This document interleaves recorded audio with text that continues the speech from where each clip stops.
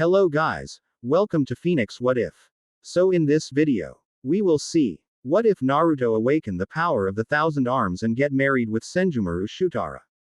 If you enjoy these kinds of stories, don't forget to show us some love by hitting the like button and subscribing to the channel. Your support means the world to us. Now, let's start the story. Chapter 1. The Echo of a Thousand Hands. The silence was the most profane thing. For months, the world had been a symphony of screams, a percussive cacophony of exploding rock and shrieking steel. The V.R.E. air had grown thick and heavy with the metallic tang of blood and the acrid smoke of incinerated chakra. Now, there was only the whisper of the rain. It fell in a dreary, monotonous sheet, a gray curtain attempting to wash away the sins of a world torn asunder. It was a futile effort.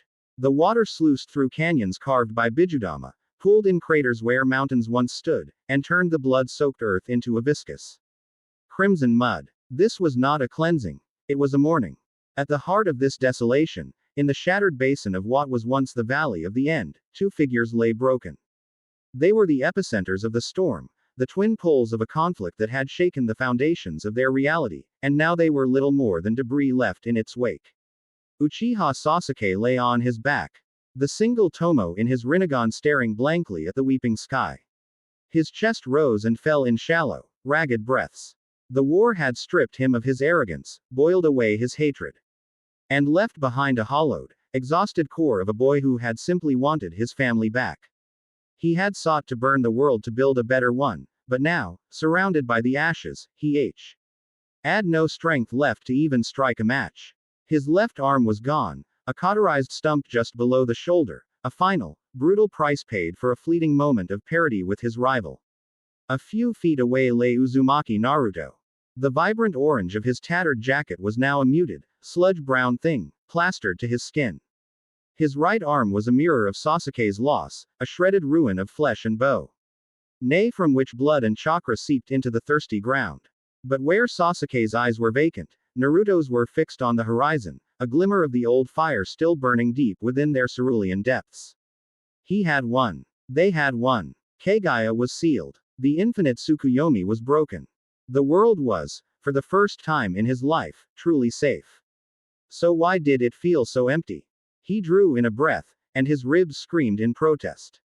The taste in his mouth was a foul cocktail of blood, mud, and ozone. Every muscle was a shredded ligament, every nerve a live wire of agony.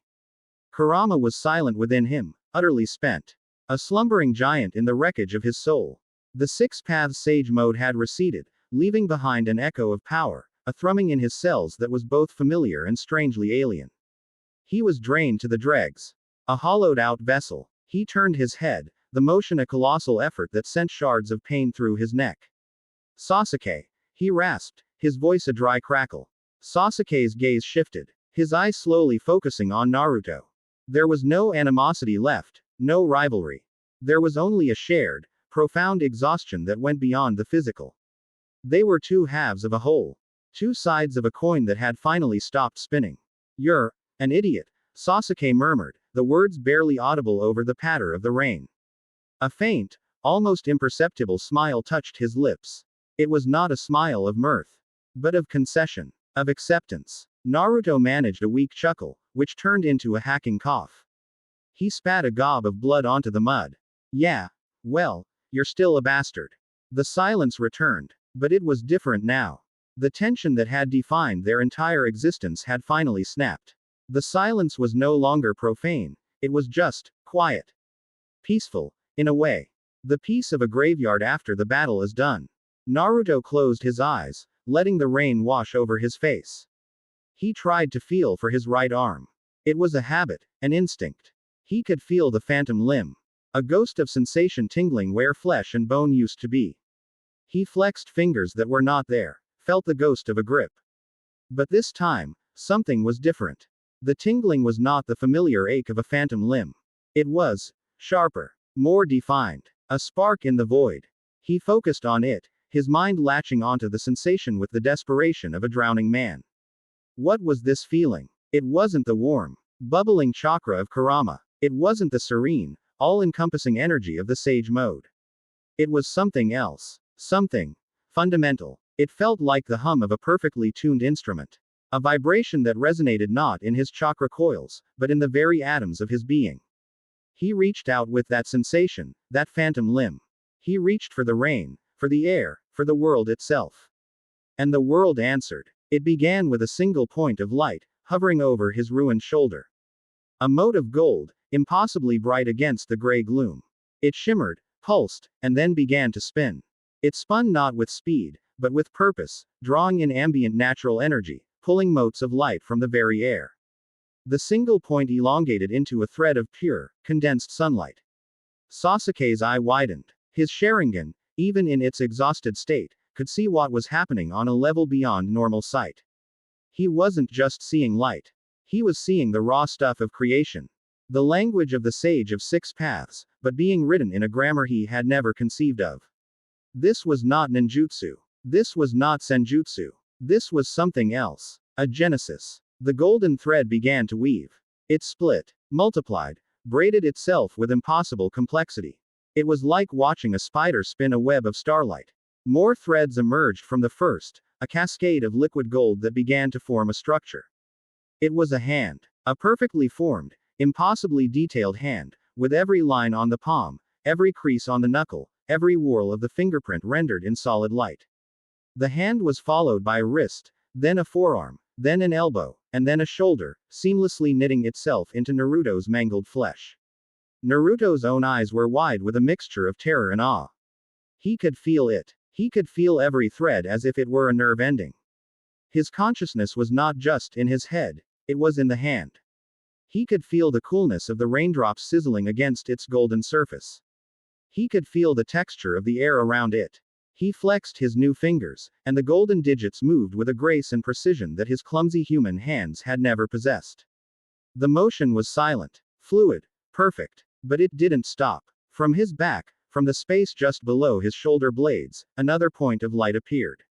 And another. And another. Soon, dozens of them flickered into existence, a constellation forming across his tattered jacket.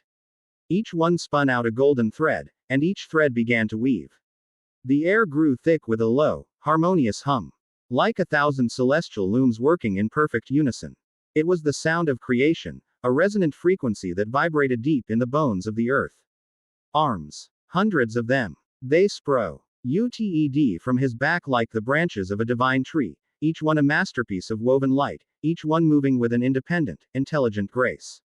They were not solid, yet they had presence. They were translucent, yet they cast a warm, golden glow that pushed back the oppressive gray of the storm. They unfurled slowly, majestically, a forest of limbs that seemed to stretch on into infinity. Some were long and slender, ending in delicate, tapering fingers. Others were thick and powerful, with broad, calloused-looking palms. They were a multitude, a legion, an army of arms, all connected to him, all a part of him. Naruto, what is this? Sasuke breathed, pushing himself up onto his one good elbow, his voice filled with a profound, soul-shaking awe. Naruto didn't have an answer. He couldn't speak. His mind was expanding, exploding. His senses were no longer confined to his body. He was the rain. He was the mud. He was the shattered stone. Through each of his 1,000 new hands, he could feel the world. One hand rested on the damp earth, and he could feel the network of roots beneath, the slumbering insects, the slow, patient pulse of the planet's lifeblood.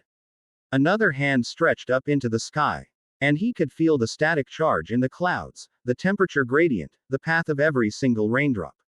He felt the pain of the land, the scars left by the war. The earth was wounded, fractured, and weeping. Without a conscious thought, his new limbs began to move. One of the golden arms, impossibly long, reached out and gently touched the jagged edge of a canyon carved by a tailed beast bomb. The moment its fingers made contact, the golden light flowed into the rock. The stone softened, became pliable, and began to knit itself back together. The gaping wound in the earth sealed over, the seams vanishing as if they had never been. The process was silent, seamless, and utterly miraculous. Another group of arms, dozens of them, reached into the ground. They didn't dig. They phased through the mud and rock. When they withdrew, they brought with them the shrapnel of shattered kunai, the twisted remnants of armor, the broken bones of the fallen white Zetsu. They gasped. the detritus of war and laid it in a neat pile. Then, a single hand touched the pile. The metal, bone, and cloth dissolved into motes of light, which were then drawn back into the earth, replenishing it, purifying it. High above, 100 arms soared into the churning, ash-gray clouds. They spread out like a fan, their fingers weaving through the dark vapor. The golden light spread, a cleansing fire. The ash, the grime, the residual chakra that poisoned the atmosphere, it all vanished. The rain, which had been a dirty, sorrowful gray, began to fall as pure, crystal clear water. A moment later, the clouds themselves began to part. A single, defiant sunbeam broke through, striking the valley and making Naruto's 1,000 arms blaze with the fire of a newborn star. Naruto's consciousness reeled. It was too much. The sheer sensory input was overwhelming. He was experiencing the world as a god might, not as an observer, but as an integral, active component. He felt a deep, instinctual knowledge flowing into him. The knowledge of how things were made, how they fit together, how they could be unmade and remade. This power, he understood on a level deeper than thought, was not the power of destruction. It was the Senju no Te, the power of 1,000 arms, the primordial Uzumaki legacy of creation itself. He turned his head and looked at Sasuke. His friend, his brother, was staring, his single eye a vortex of disbelief. Naruto saw his wounds, the deep gashes, the shattered ribs, the raw, bleeding stump of his arm. He felt a pang of his old, familiar empathy, a desire to help, to heal. One of his new arms, slender and gentle, detached from the shimmering mass on his back and floated towards Sasuke. It moved with the silent grace of a falling leaf. Sasuke flinched, his body tensing for a blow, a trick. Anything but this. The golden hand stopped a foot from his chest, hovering, waiting. It was an offering. Slowly, hesitantly, Sasuke relaxed. He watched as the hand descended and touched his chest. Right over his heart. The warmth was the first thing he felt. Not the searing heat of a fire jutsu, but a deep, penetrating warmth that felt like sinking into a hot spring. It spread through his veins, soothing his frayed nerves, coaxing his screaming muscles into relaxation. The golden light flowed from the hand into his body.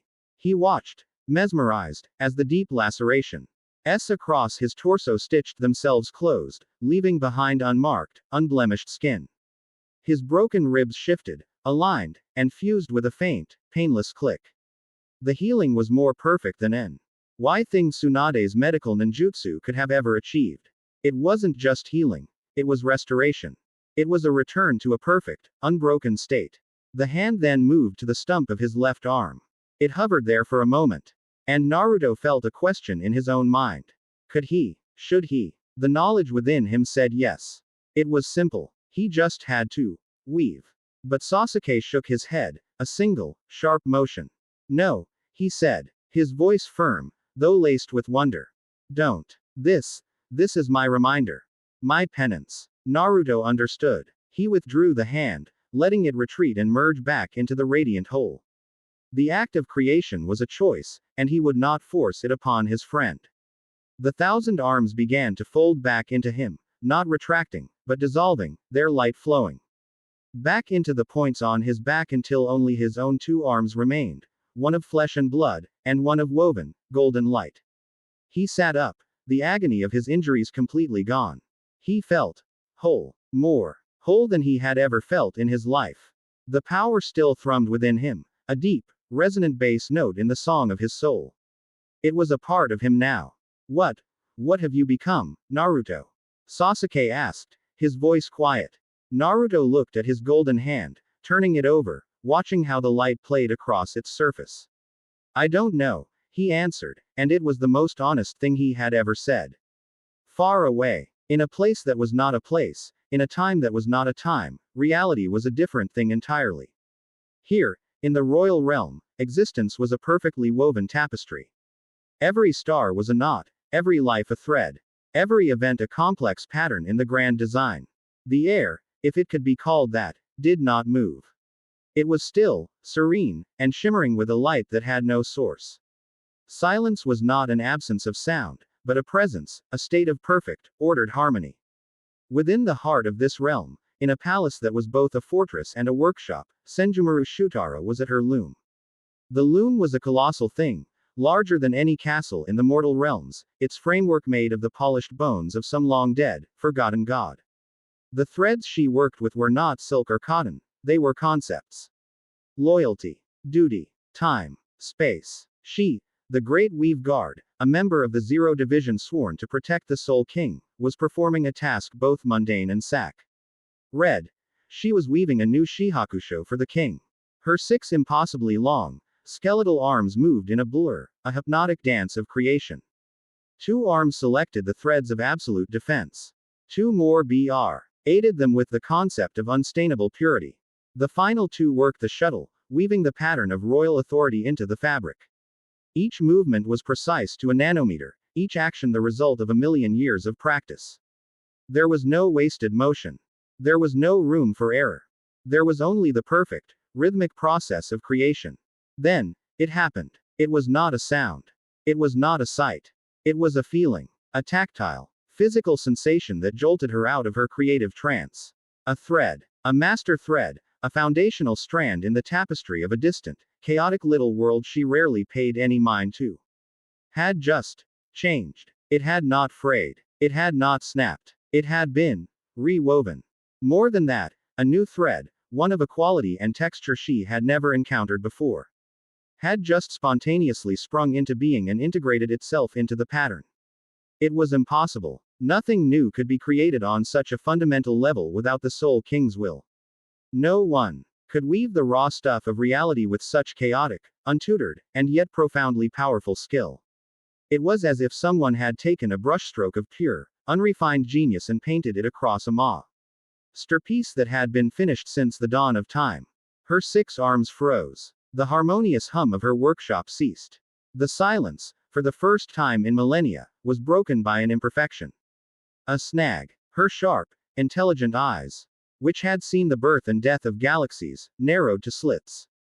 Her painted red lips pressed into a thin, displeased line.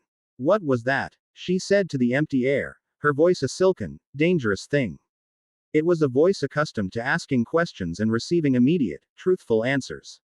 2 of her personal guards, clad in the plain white robes of her house, materialized from the shadows. They were constructs of her own making, extensions of her will, but their alarm was genuine. Lady Shutara, the first one said, its voice a genderless chime. A dimensional shockwave. The origin point is designated World 7C. The Shinobi world. The energy signature is unprecedented, the second one added, its tone laced with confusion. It does not match any known form of Ryutsu, Raryoku, or chakra. It is creative, formative, a pure, unbound surge of the law of creation. Senjumaru rose from her seat before the loom, her tall, slender frame radiating an aura of immense authority. A flaw in her tapestry was an insult. An unknown power capable of weaving reality was a threat. An anomaly, she stated, the word as cold and sharp as a needle. An imbalance. Things must be measured. Things must be put in their proper place. She glided across the floor, her movements silent. One of her skeletal arms gestured, and the space before her began to part. The threads of reality pulled aside. Not tearing, but neatly unweaving to create a perfect circle, a window into another world. Through it, she could see a shattered valley, a clearing sky, and 2 boys. One of whom was glowing with the soft, golden light of a newborn star. Her gaze fixed on the golden arm, on the residual glow of the 1,000 that had just faded. Interesting, she purred, a flicker of genuine academic curiosity mixing with her lethal intent. A primitive little world has produced a rather unique little weaver. She took a step towards the portal, her expression a mask of aristocratic disdain and sharp, predatory focus. I shall go and take his measurements myself. Back in the valley of the end, the world had settled into an unnerving calm. The sun was now fully visible, casting long shadows across the newly mended landscape. The air was clean, crisp, and so fresh it felt strange to breathe. Naruto sat on a smooth, dry patch of rock that had been a jagged crater only minutes ago. His golden arm rested on his knee, a stark, beautiful contrast to his filthy clothes. He and Sasuke had sat in silence for a long time, neither knowing what to say. How could words possibly encompass what had just happened? Naruto had felt the shift in his very soul. The boundless, Often chaotic energy that had always defined him now had a focus, a purpose. The desire to connect, to protect, to mend. It was no longer just an emotion. It was a tangible force he could now wield. The loneliness that had haunted his childhood, that feeling of being a pariah, had been replaced by a different kind of solitude, the terrifying, isolating feeling of becoming something more than human. He had just begun to process this, to try and categorize the feelings and the new senses, when the air in front of him shimmered. It was a subtle distortion at first, like heat haze on a summer road. But it grew, solidified. It was not a violent tear in space, like Kagai's portals. This was elegant. The very fabric of the world seemed to part like a curtain, the edges of the opening perfectly hemmed, revealing a glimpse of a serene, shimmering reality beyond. Naruto was on his feet in an instant. His body moving before his mind had caught up. His remaining flesh and blood hand instinctively formed a sign for a Rasengan, while his golden hand simply opened, palm forward, ready. A sense of immense danger, unlike any he had ever felt, washed over him. This was not the raw, destructive power of a Biju or the malevolent hatred of a human foe. This was something ancient, controlled, and utterly confident. Sasuke was beside him, his one good arm holding a kunai, his Rinnegan blazing as he tried to analyze the phenomenon. It's not a space-time ninjutsu, he hissed, his voice tight. There, unweaving a path. From the perfect circle of parted reality, a figure emerged. She was tall, impossibly so, and moved with a liquid grace that was both mesmerizing and unsettling. A complex, gold, headpiece resembling a crescent moon held her black hair in an elaborate style. Her face was a pale, perfect mask of aristocratic beauty, her lips painted a stark, blood red. She wore a flowing, LTI layered kimono that seemed to drink the light, and from the back of this garment, 6 long, skeletal, mechanical-looking arms extended, poised like the legs of a spider, each one ending in a slender, needle-sharp finger. But it was her eyes that held Naruto captive. They were sharp, intelligent, and held the cold, detached curiosity of a scientist studying an insect. There was no anger, no malice, just an ancient, calculating appraisal that made him feel like a specimen under a microscope. She took a single, silent step out of the portal and onto the damp earth of their world. As she did, the portal seamlessly wove itself shut behind her, leaving no trace it had ever existed. Then, the rain stopped. Not everywhere. Just in a perfect, 50-foot sphere around the three of them. Naruto watched, stunned, as raindrops hung suspended in the air, captured and frozen in their descent, sparkling like a million tiny diamonds in the afternoon sun. The woman's gaze swept over the mended landscape. A flicker of something, perhaps professional appreciation, in her eyes. She glanced at Sasuke, dismissing him with an almost insulting lack of interest. Then, her eyes settled on Naruto. They lingered on his golden arm, and a small, knowing smile touched her red lips. Well now, she said, her voice a silken melody that was somehow sharper than any blade. It cut through the profound silence, each word perfectly enunciated. It seems a caterpillar has learned to spin silk. She took another step forward, her 6 skeletal arms shifting slightly, their needle-like tips glinting. The question is, she continued, her smile widening into something that was not entirely friendly, do you know what you are weaving, little anomaly? Or are you just tangling the threads? Naruto stood his ground, the power within him humming in response to her presence.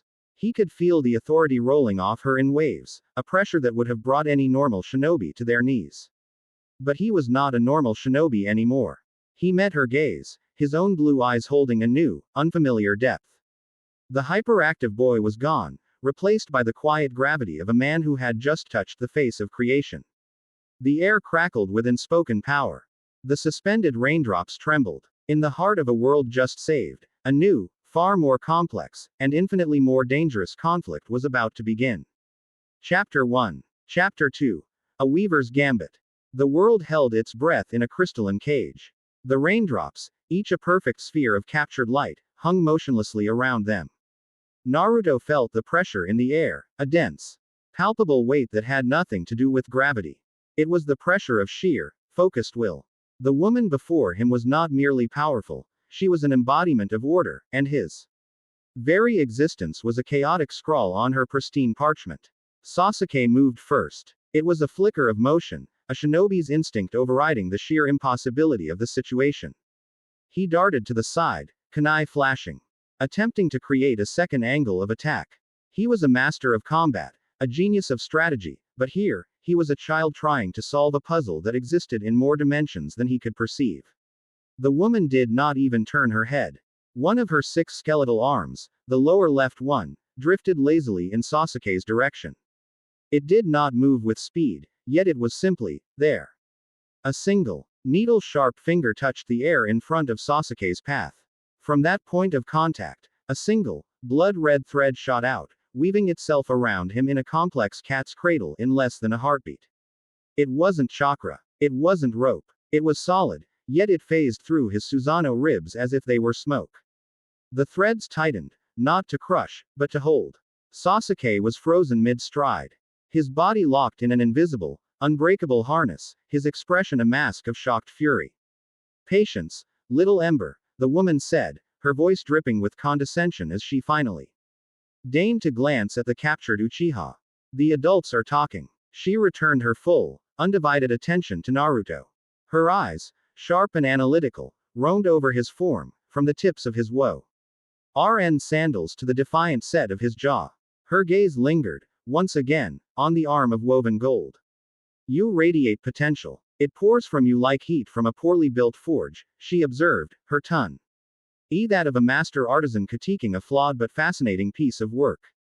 "Uncontrolled. Unrefined. Dangerous. My name is Senjumaru Shutara. And it is my duty to deal with such imbalances." Naruto felt the thrum of his own power responding to her.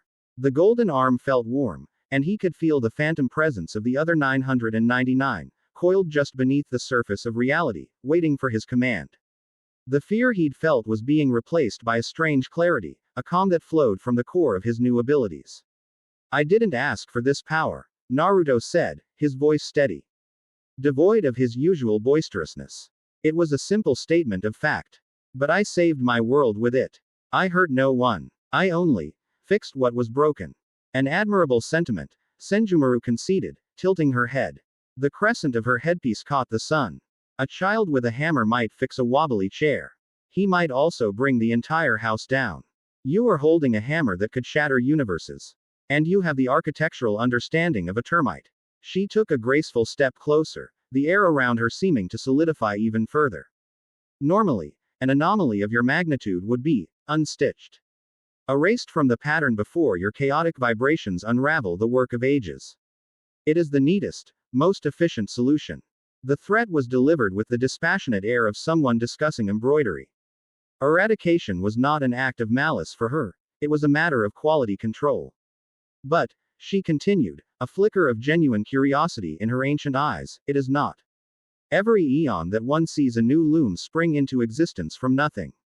Your technique is appalling. Your power is a raw, screaming mess, but the thread you spin, the quality of it is intriguing." She paused, letting the weight of her judgment hang in the air. "So, I will offer you a choice. A courtesy I do not often extend. You can stand here and be disassembled, thread by thread. Or, you can submit to a test. A measurement of your worth.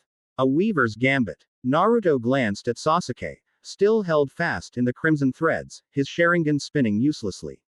He looked at the mended valley around him. The proof of his power's benevolence. He was not a threat.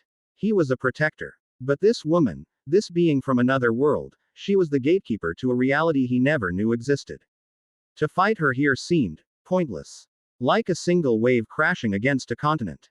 His power wasn't for fighting, not like this. It was for creating. "A test?" Naruto asked, his golden hand slowly unclenching. "What kind of test?" A true, genuine smile finally graced Senjumaru's lips. It was a sharp, predatory thing, the smile of a grandmaster who has just found a worthy, if hopelessly outmatched, opponent.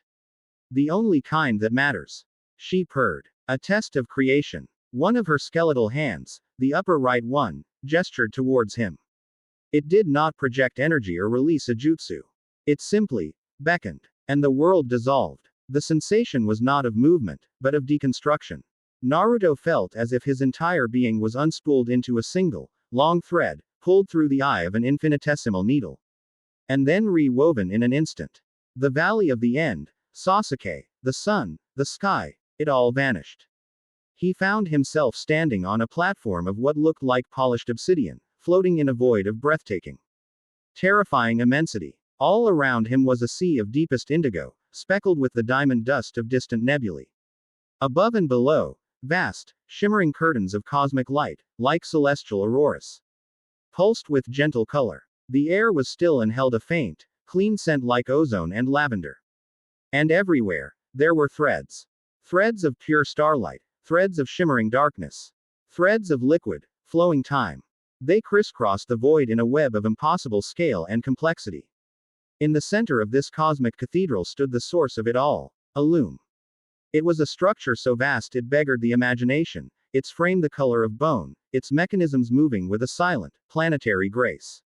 On this loom, a tapestry was being woven, and the pattern was a cluster of young, vibrant galaxies. Naruto was looking at the birthplace of stars, the forge of creation, and it was all one being's personal workshop. Welcome, Senjumaru's voice echoed from everywhere at once. To my humble studio. She stood before the great loom, her form dwarfed by its scale, yet she was undeniably its master. Her 6 arms moved in a slow, hypnotic rhythm, tending to a string of newborn suns as if they were delicate flowers in a garden. Naruto's mind, which had just begun to grapple with his own new perception of the world, was completely and utterly shattered by the scale of this. The power he had felt, the sense of connection to the planet, it was a single grain of sand on the infinite beach of what he was witnessing. He felt the phantom limbs of his 1,000 arms stir, not with aggression, but with a kind of resonant awe. They recognized this place. This was the medium in which they were meant to work. This is where you live. Naruto breathed, his voice barely a whisper. Live. No. Senjumaru corrected, turning to face him, her expression unreadable. This is where I work. This is a pocket dimension, a fold in the fabric of reality where I can practice my craft without disturbing the furniture. She gestured vaguely at the star-dusted void. The test is simple. I have here a piece I was experimenting with. A student's exercise, you might call it. It is flawed, unbalanced. I want you to fix it. One of her hands gestured to an empty patch of the void nearby. The threads of light in that area converged, twisted, and spun. Matter and energy coalesced, not with the chaotic violence of a big bang, but with the controlled precision of a master potter shaping clay. In moments, a miniature solar system hovered before Naruto. It was beautiful, but as he looked closer, he could see the flaws she spoke of. At its center was a star, a brilliant blue-white dwarf that burned with a furious, unstable energy. It spat flares of radiation that scoured the surfaces of the inner planets. There were 5 planets in orbit. The first was a molten ball, its surface boiling. The second was a gas giant, but its orbit was a wild, chaotic ellipse, threatening to one day disrupt the entire system. The third was a terrestrial world, rocky and Earth-like, but it was tidally locked, one side perpetually scorched, the other frozen in an eternal night. The fourth and fifth were barren ice chunks in the outer dark. It was a system at war with itself. A collection of notes with no harmony. The principles are simple, even for a novice, Senjumaru began, her voice taking on a professorial tone. Every element must have a purpose. Every purpose must contribute to the whole. The whole must achieve a state of balance. This system lacks balance. Its star is a tantrum. Its largest child is a delinquent. Its most promising offspring is crippled. It is, in short, a failure. She glided closer, her eyes fixing him with a challenging glint. Your task is to impose balance. Reweave the threads. Reshape the patterns. You may use any method your nascent abilities grant you. Show me that you are more than just a chaotic surge of power. Show me you have the soul of a craftsman. She folded her primary arms, the 2 of flesh and blood, across her chest. Her 6 skeletal arms assumed an observant, waiting posture. The test had begun. Naruto stared at the flawed solar system, his mind racing. He had no idea how to reweave a star or reshape an orbit. The knowledge within him was instinctual, not academic. He couldn't see the individual threads of fusion and gravity that Senjumaru could perceive. To him, it was just a burning ball of gas and a bunch of rocks. He closed his eyes, shutting out the overwhelming sight of the celestial loom. He shut out Senjumaru's expectant, judgmental gaze. He focused inward, reaching for the quiet, humming core of his new power. The phantom arms tingled into existence, 1,000 points of ethereal sensation blooming from his back. He didn't manifest them fully, not yet. He just felt their potential. Balance, he thought. It was the same principle the toads had taught him for Sage Mode. A Balin. CE between his own chakra and the natural energy of the world. This was just bigger. A lot bigger. He couldn't perform the delicate neurosurgery Senjumaru was expecting. He was a battlefield medic, not a lab technician. He had to use the methods he understood. He had to be a shinobi. He had to be himself. His eyes snapped open, a new resolve shining within them. Okay, he said, more to himself than to her. Let's start with the big one. Instead of trying to manipulate the star directly, he focused his attention on the space around it. A dozen of his phantom arms manifested, blazing with golden light. They were not delicate and slender. They were thick, powerful limbs ending in broad, sturdy hands. They moved not to the star, but to a patch of empty space nearby. There, they began to work. They didn't weave threads. They gathered loose cosmic dust and stray photons, compressing them, forging them. Senjumaru's eyebrows rose a fraction of an inch. This was not the technique of a weaver. This was the technique of a blacksmith. Naruto gritted his teeth, sweat beading on his brow. He was pouring immense energy into the task. The arms hammered, shaped, and molded the raw stuff of the cosmos. Slowly, a shape began to form. It was a massive, intricate ring, like a golden halo, covered in symbols and seals that came to him from a place of pure instinct. It was a focusing ring, a regulator. A concept borrowed from the seals his mother's clan had perfected, now scaled up to a celestial level. With a final, concerted effort, his dozen arms pushed the massive, glowing ring towards the blue-white star. They positioned it perfectly, a halo around the star's equator. The moment it locked into place, the seals flared. The star's violent, erratic flares were caught, channeled, and diffused by the ring, which glowed ever brighter. The raw, destructive energy was tamed, converted into a softer, more stable, life-giving light. The star's color shifted from a harsh blue-white to a warm, gentle yellow. Naruto let out a long breath, the dozen arms dissolving back into light. He had put a seal on a star. It was a crude, brutish solution compared to the delicate artistry Senjumaru would have employed, but it had worked. The system was already more stable. He glanced at Senjumaru. Her expression was completely unreadable, a mask of aristocratic placidity. But he thought he saw, just for a moment, a flicker of something in her eyes. Surprise. Annoyance. He couldn't tell. Ingenious in its barbarism, she commented, her voice flat. You have not fixed the flaw. You have merely built a cage around it. A temporary, albeit effective, solution. What of the rogue giant? Naruto turned to the gas giant on its wild, elliptical orbit. Correcting an orbit was beyond him. He couldn't just push a planet. But he could change the equation.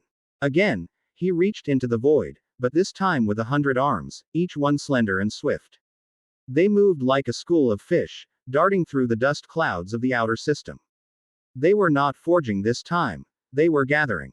They collected stray asteroids, chunks of ice, and cosmic debris, herding them together.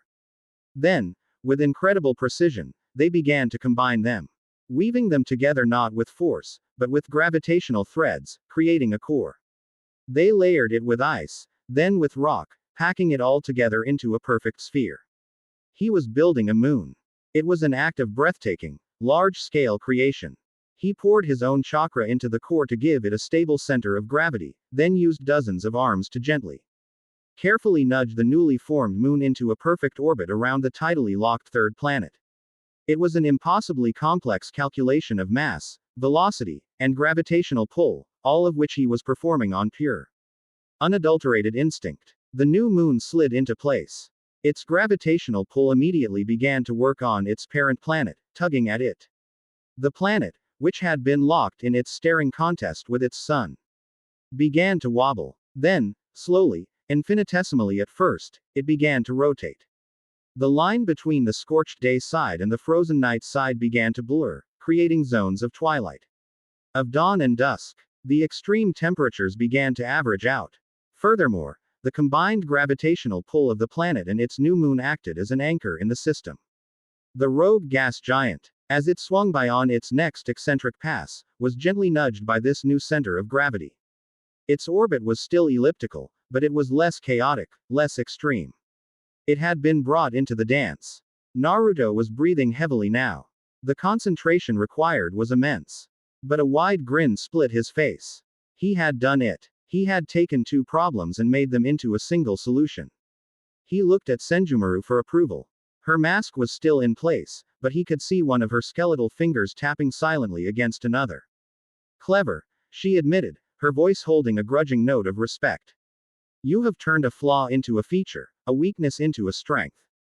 You possess a certain, rustic ingenuity. Like a farmer who builds a scarecrow that can also power his mill. It is chaotic. It is unorthodox. It is aesthetically questionable. But it shows an intuitive understanding of balance. Her expression hardened slightly. But intuition is not enough. A true craftsman must be able to adapt. Your construction is stable now, but the cosmos is not a static thing. As she spoke, one of her own skeletal arms gestured towards the void beyond the miniature system. A single, dark thread was pulled from the tapestry of the void. She rolled it between her fingers, and it coalesced into a sphere of angry, crimson light. Let us introduce a random variable, she said, and flicked the sphere towards his creation. It was a comet. But it wasn't made of rock and ice. It was made of pure, conceptual chaos. Where it passed, Naruto could feel the fabric of the pocket dimension fraying. It was a stroke of uncreation, a directed missile of entropy. It streaked towards his carefully balanced system, aimed directly at the newly rotating third planet. Naruto's grin vanished. This was no longer a test. This was an attack. His reaction was instantaneous. 500 arms of golden light erupted from his back, a sunburst of raw power. They didn't move to attack the comet. Instead, they formed a shield. 100 arms formed a solid wall of interlocking light, a physical barrier. Another 100 arms began weaving a complex web in front of the shield, a net designed to catch and disperse energy. A third group of arms plunged into the planet itself, not physically, but conceptually, reinforcing its gravitational and magnetic fields from within, preparing it for the impact. The Chaos Comet slammed into his defenses. The net flared, dozens of its threads snapping under the strain, but it held long enough to slow the comet and diffuse the initial wave of entropic energy. The comet, now weakened, struck the solid shield. The impact was silent, but Naruto felt a jarring shockwave rattle through every one of his phantom limbs. The shield cracked, golden light spider webbing across its surface. But it held. Senjumaru watched, her eyes wide with something that was no longer mere curiosity. It was genuine astonishment. The raw power was one thing. She had expected that. But the speed, the strategic depth, the sheer multitasking complexity of his defense, that was something else entirely. He had deployed a layered, multifaceted defense in the space of a single second. All while simultaneously reinforcing his primary asset from within. This was not the work of a farmer. This was the instinct of a grandmaster of strategy, a cage of a caliber she had not anticipated. Naruto wasn't finished. The arms holding the shield were buckling, but another 200 arms were already moving. They swarmed the stalled, struggling Chaos Comet. They did not try to destroy it. Naruto could feel its nature now. To attack it with force would only make it explode, showering his system with shrapnel of pure chaos.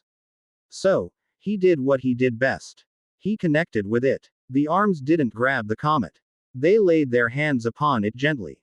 Golden threads extended from their fingertips, piercing the angry red shell, seeking its core. He wasn't attacking it. He was performing a seal. He was analyzing its chaotic energy, understanding its properties, and designing a formula to contain and repurpose it. It was the most complex seal he had ever conceived, a 1000.4 mula that he was writing on a conceptual level, improvising it on the fly. The Crimson Comet pulsed, fighting back, but it was like a wild animal being soothed by a master beast tamer. Its chaotic energy was drawn into the seals, channeled through Naruto's arms, and then, released. But it was no longer red and angry. It was a pure, silver-white energy. The chaos filtered out, leaving only raw, creative potential. He guided this stream of purified energy towards the system's two barren ice chunks in the outer dark. The energy washed over them, seeding them with the raw materials for future development, giving them a purpose beyond being cosmic leftovers. The last of the crimson light faded. The Chaos Comet was gone. His shield dissolved. The system was not only saved, it was improved. He had taken her weapon, disassembled it, and used its parts to enrich his own creation. Naruto panted, the 500 arms retracting, though he felt a deep exhaustion settle into his bones. He had won that exchange. He looked at Senjumaru. For the first time, her mask was gone. Her face held a look of profound, unadulterated shock. Her lips were slightly parted. She was staring at the result of his work, and then back at him. Her mind clearly reassessing every assumption she had made. Impossible, she whispered, the word a soft puff of air in the silent void. To not only neutralize a thread of pure entropy, but to deconstruct and repurpose it, the conceptual dexterity required. No novice should even be able to conceive of such a thing. A long silence stretched between them. The miniature solar system spun serenely. Its star a warm yellow, its planets in a stable, harmonious dance. The third planet was rotating perfectly now, its new moon a loyal guardian. It was balanced. It was stable. But it was still just rock and gas and light. There was one final part to the test. He knew it instinctively. The final principle. Purpose. He turned his gaze to the third planet. The one that was so much like his own home. It was ready. It had a stable star, a proper rotation, a protective moon, and the shield of a reformed gas giant. But it was empty. Lifeless. A beautiful, sterile corpse. His power was not for building cosmic clocks. It was for protecting precious things. For creating homes. He reached out with a single, golden arm. Just one. It was the arm that had replaced his own, the most tangible part of his new power. It drifted through the void and gently, reverently, touched the surface of the miniature world. He did not try to create animals or plants. He knew that was not his place. That was the work of time. Of evolution, of life itself. Instead, he gave the planet a gift. A spark. He channeled the energy of his sage mode, the perfect harmony of his spirit and the natural world, through the golden arm. He poured not just energy, but understanding. He poured his memory of the great forests of Konoha, his feeling for the flow of a river, his love for the feel of the wind. He wove a single, golden thread of his own life force, his own connection to nature, into the very core of the planet. He was not creating life. He was seeding the planet with the concept of life. The potential. The invitation. He withdrew his hand. For a moment, nothing happened. Then, on the surface of the once barren world, the thin, sterile atmosphere began to swirl. Wisps of white appeared, coalescing. Clouds. From the bottom of the deepest, driest canyon on the planet's surface, a single drop of dark liquid seeped from the rock. Then another. And another. Water. It wasn't a world teeming with life. But it was no longer dead. It was now a world of possibility. A world with a future. A world with a purpose. Naruto felt a profound sense of satisfaction settle over him. This was the true meaning of his power. Not to build, but to nurture. He turned to face Senjumaru. He had done everything she asked. He had met every challenge. He had shown her what he was. Senjumaru was staring at the tiny, now clouded planet. Her expression one he could not decipher. It was a mixture of awe, disbelief, and something else, something that looked almost like kinship. She slowly raised her eyes to meet his. The test, she said. Her voice soft, devoid of its earlier arrogance and condescension, is a draw. She explained, her voice regaining its composure, but with a new undercurrent of respect. You lack discipline, refinement, and any sense of established technique. Your methods are a horror to witness for any true artisan. You are a blacksmith attempting brain surgery with a hammer and tongs. She paused. And yet, the patient lives. More than lives, it has been given a soul. That final touch, to seed a world with potential rather than forcing life upon it, that is not the act of a weaver, or a blacksmith. That is the act of a guardian. She glided towards him. I am a member of the Zero Division. The Royal Guard. We are 5 individuals whose skill and power are the foundation upon which the Soul Society, and indeed all worlds, rests. We serve the Soul King, the linchpin of existence. Our duty is to eliminate any threat to the balance. Her eyes became deadly serious. And you, Naruto Uzumaki, are the greatest threat to that balance to have emerged in a million years. The others in my division, they will not share my academic curiosity. Our captain, Ikebe Hyasube, will see you as a name to be blackened from history. Etsu Namaya will see you as a flawed tool to be reforged or shattered. They will not offer you a test. They will offer you oblivion. She stopped directly in front of him. Close enough that he could see the intricate details in her kimono. But I see potential. A power to equal our own, guided by a compassion we have long since forgotten. I will not recommend your destruction, she declared, her voice ringing with authority. Instead, I will offer my sponsorship. I will take you under my tutelage. I will teach you the discipline you lack. I will refine your power. And I will present you to the Royal Guard not as a threat to be eliminated, but as an asset to be integrated. A new pillar to shore up a cracking foundation. It was not a request. It was a statement of what was to come. His life was no longer his own. Do you accept these terms? She asked, though her tone made it clear there was only one answer. Naruto looked from her intense gaze to the small, perfect world he had just finished creating. He had saved his own world, but it seemed the universe was infinitely larger and more complicated than he had ever imagined. To refuse was to die, and to invite destruction upon his home. To accept was to step onto a stage so vast he could not comprehend its edges. I accept, he said, his voice firm. Senjumaru nodded, a flicker of satisfaction in her eyes. Wise. With another gesture, the celestial loom, the void, and the newborn solar system all dissolved. He was back in the Valley of the End. Sasuke was still frozen in the red threads. An expression of fury on his face. The suspended raindrops all fell at once with a sudden hiss. To Sasuke, only a second had passed. Senjumaru's skeletal arm gestured again, and the threads holding Sasuke evaporated. He stumbled, catching himself, his eyes wild. Naruto, behind you, he yelled, but Naruto held up his flesh and blood hand to stop him. It's okay, Sasuke. She's not an enemy. Senjumaru gave Naruto a final, appraising look. I will be in contact. Do not do anything noteworthy until then. Try not to create any more spontaneous miracles. It makes the tapestry so messy. With a final, sharp smile, she turned, and reality once again parted for her like a curtain. She stepped through, and the portal wove itself shut, leaving behind nothing but the scent of ozone and lavender. And a world that was suddenly far too small for its greatest hero. Naruto looked down at his golden arm. It was no longer just a miraculous replacement. It was a symbol of a pact. A shackle. A key to a universe of untold power and unimaginable danger. He had passed the test, but he had a sinking feeling that his true trials had only just begun. Chapter 2 End. Chapter 3. The Weight of a Stone Throne.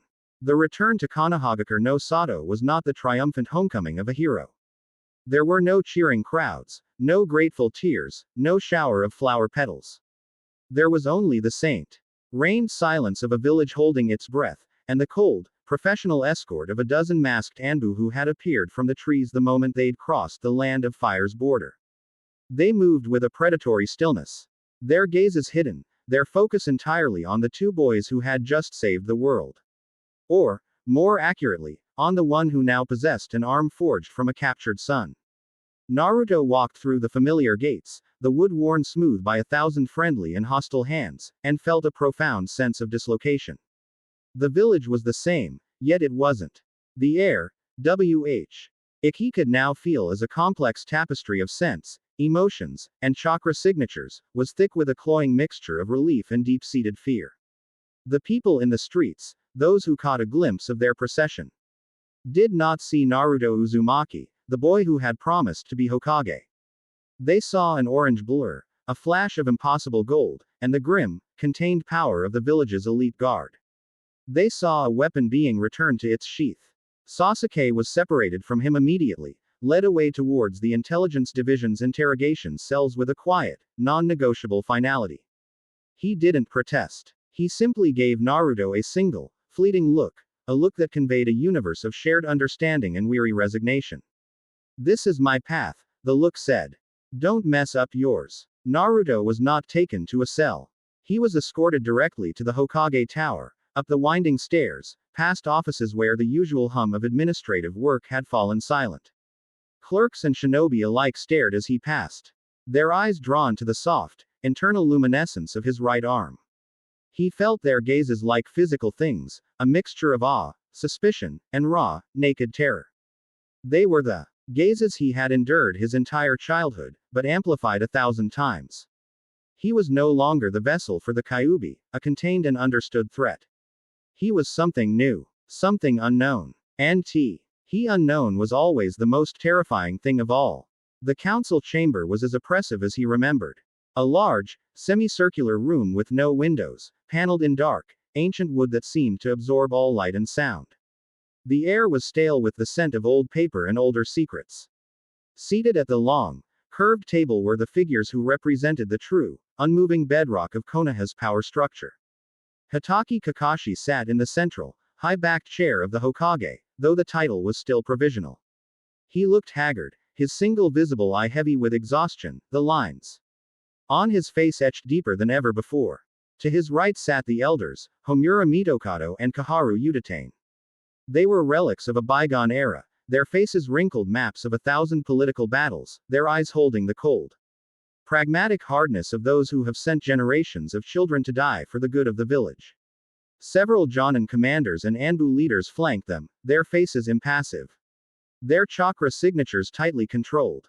Naruto was made to stand in the center of the room, on a circular seal inscribed on the floorboards. The Anbu escort melted back into the shadows along the walls, their presence a constant, silent pressure. Naruto, Kakashi began, his voice raspy with fatigue. Report. From the beginning. And omit nothing. Naruto took a deep breath, centering himself. He felt the hum of his power, a quiet companion in the hostile silence. He would not be the loud-mouthed idiot they expected. He had been measured by God and not been found wanting. He would not fail this test of mortals. He spoke. His voice was calm, measured, and clear. He detailed the final moments of the battle, the sealing of Kagaya, the devastating toll of their final clash with Sasuke. He described the awakening of his power, not as a glorious transformation, but as an instinctive, uncontrolled eruption born of desperation and the unique confluence of energies at the site. He explained how he had healed the valley, how he had restored his own arm. He recounted the arrival of Senjumaru Shutara. He described her power, her stated purpose as a guardian of balance, and the test she had subjected him to. He consciously omitted the cosmic scale of her pocket dimension, framing it simply as a powerful genjutsu or unique domain she controlled. To speak of weaving stars would sound like madness or delusion. He concluded with her warning about the rest of her division, and her offer of sponsorship. When he finished, the silence in the room was absolute, so thick he could feel it pressing on his eardrums. He had delivered his report with the flat, factual tone of a seasoned shinobi, devoid of emotion or exaggeration. It was Kaharu who spoke first, her voice a dry rustle of dead leaves. Power to alter landscapes on a whim. An arm made of, what?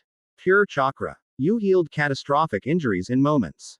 You were visited by a being from another dimension who claims the authority to unstitch existence. She leaned forward, her dark eyes like chips of obsidian. Do you have any idea how this sounds, boy? It sounds like the second coming of the first Hokage. But without the benefit of being one of our own, Homura added, his voice a low rumble. Hashirama-sama's power brought peace, but it also brought fear. It was a power that warped the political landscape of the entire world and led directly to the arms race of the tailed beasts. We have just concluded a war to end that cycle. And now you manifest a power that could potentially dwarf it. Naruto met their gazes without flinching. The first Hokage's power was wood style. It created life. My power is similar. It fixes what is broken. It restores. It's not a weapon. Anything can be a weapon, Naruto. Kaharu snapped, her voice sharp. A kunai can peel a fruit or slit a throat. A river can water crops or drown an army. You say this power restores. Could you restore a collapsed fortress? Old you restore the life to a dead forest. Could you, in the middle of a battle, simply unbreak your entire army? The questions hung in the air, their implications terrifying. The logistical, strategic, and military advantage of such an ability was incalculable. The power is tied to the balance of all things, Naruto said, echoing Senjumaru's words, feeling their truth in his bones. To use it for such a purpose would be wrong.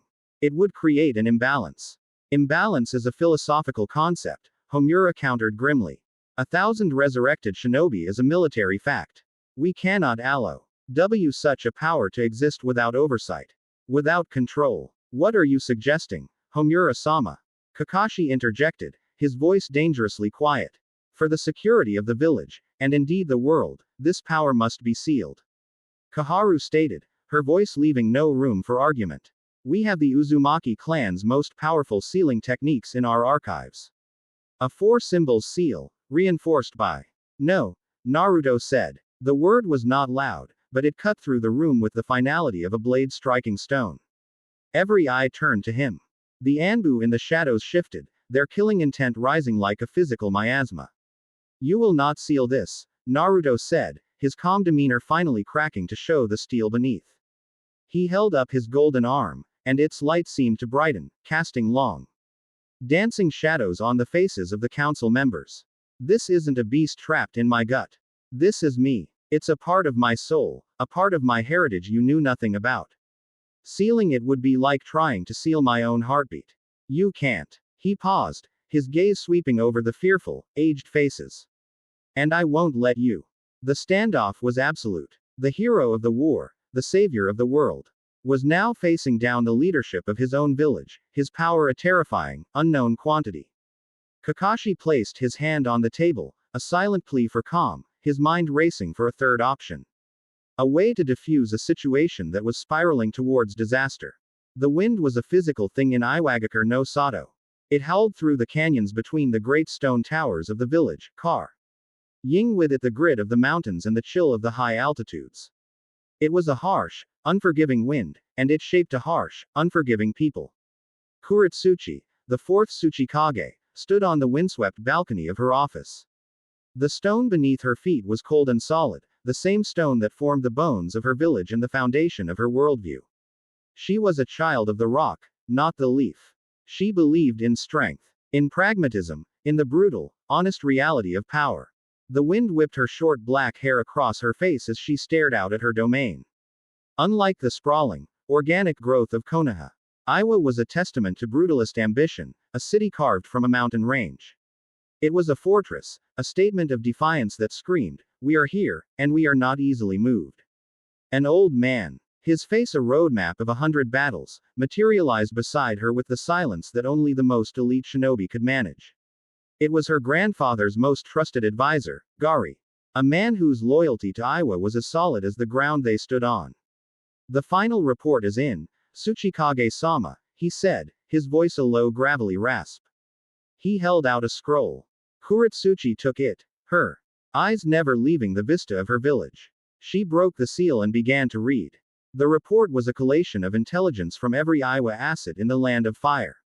Eyewitness accounts from merchants. Seismic data from their Earth-style specialists.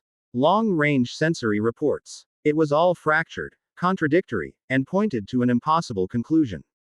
Landscape alteration on a continental scale, she murmured. Reading a line aloud. An energy signature that overloaded every sensory ninja within 100 kilometers. It was not classified as chakra, but as formative energy. She scoffed, rolling the scroll shut. Formative energy. What in the hell does that even mean? The source is confirmed, Gari said. The epicenter was the final valley. The signature originates from the Jinchuriki of the Nine Tails, Naruto Uzumaki. Quote. Kuretsuchi's knuckles whitened around the scroll. Of course. It was always Konoha. It was always Naruto Uzumaki. The Leaf Village had a damnable habit of stumbling into godhood. The first Hokage. Who could create forests from nothing? The Uchiha. Who could summon ethereal gods of destruction? And now, the boy who was supposed to be their greatest hero, their symbol of hope and unity, had apparently become something else. My grandfather, she said, her voice tight with a mixture of resentment and respect, spent his entire life fighting to keep Konoha's power in check.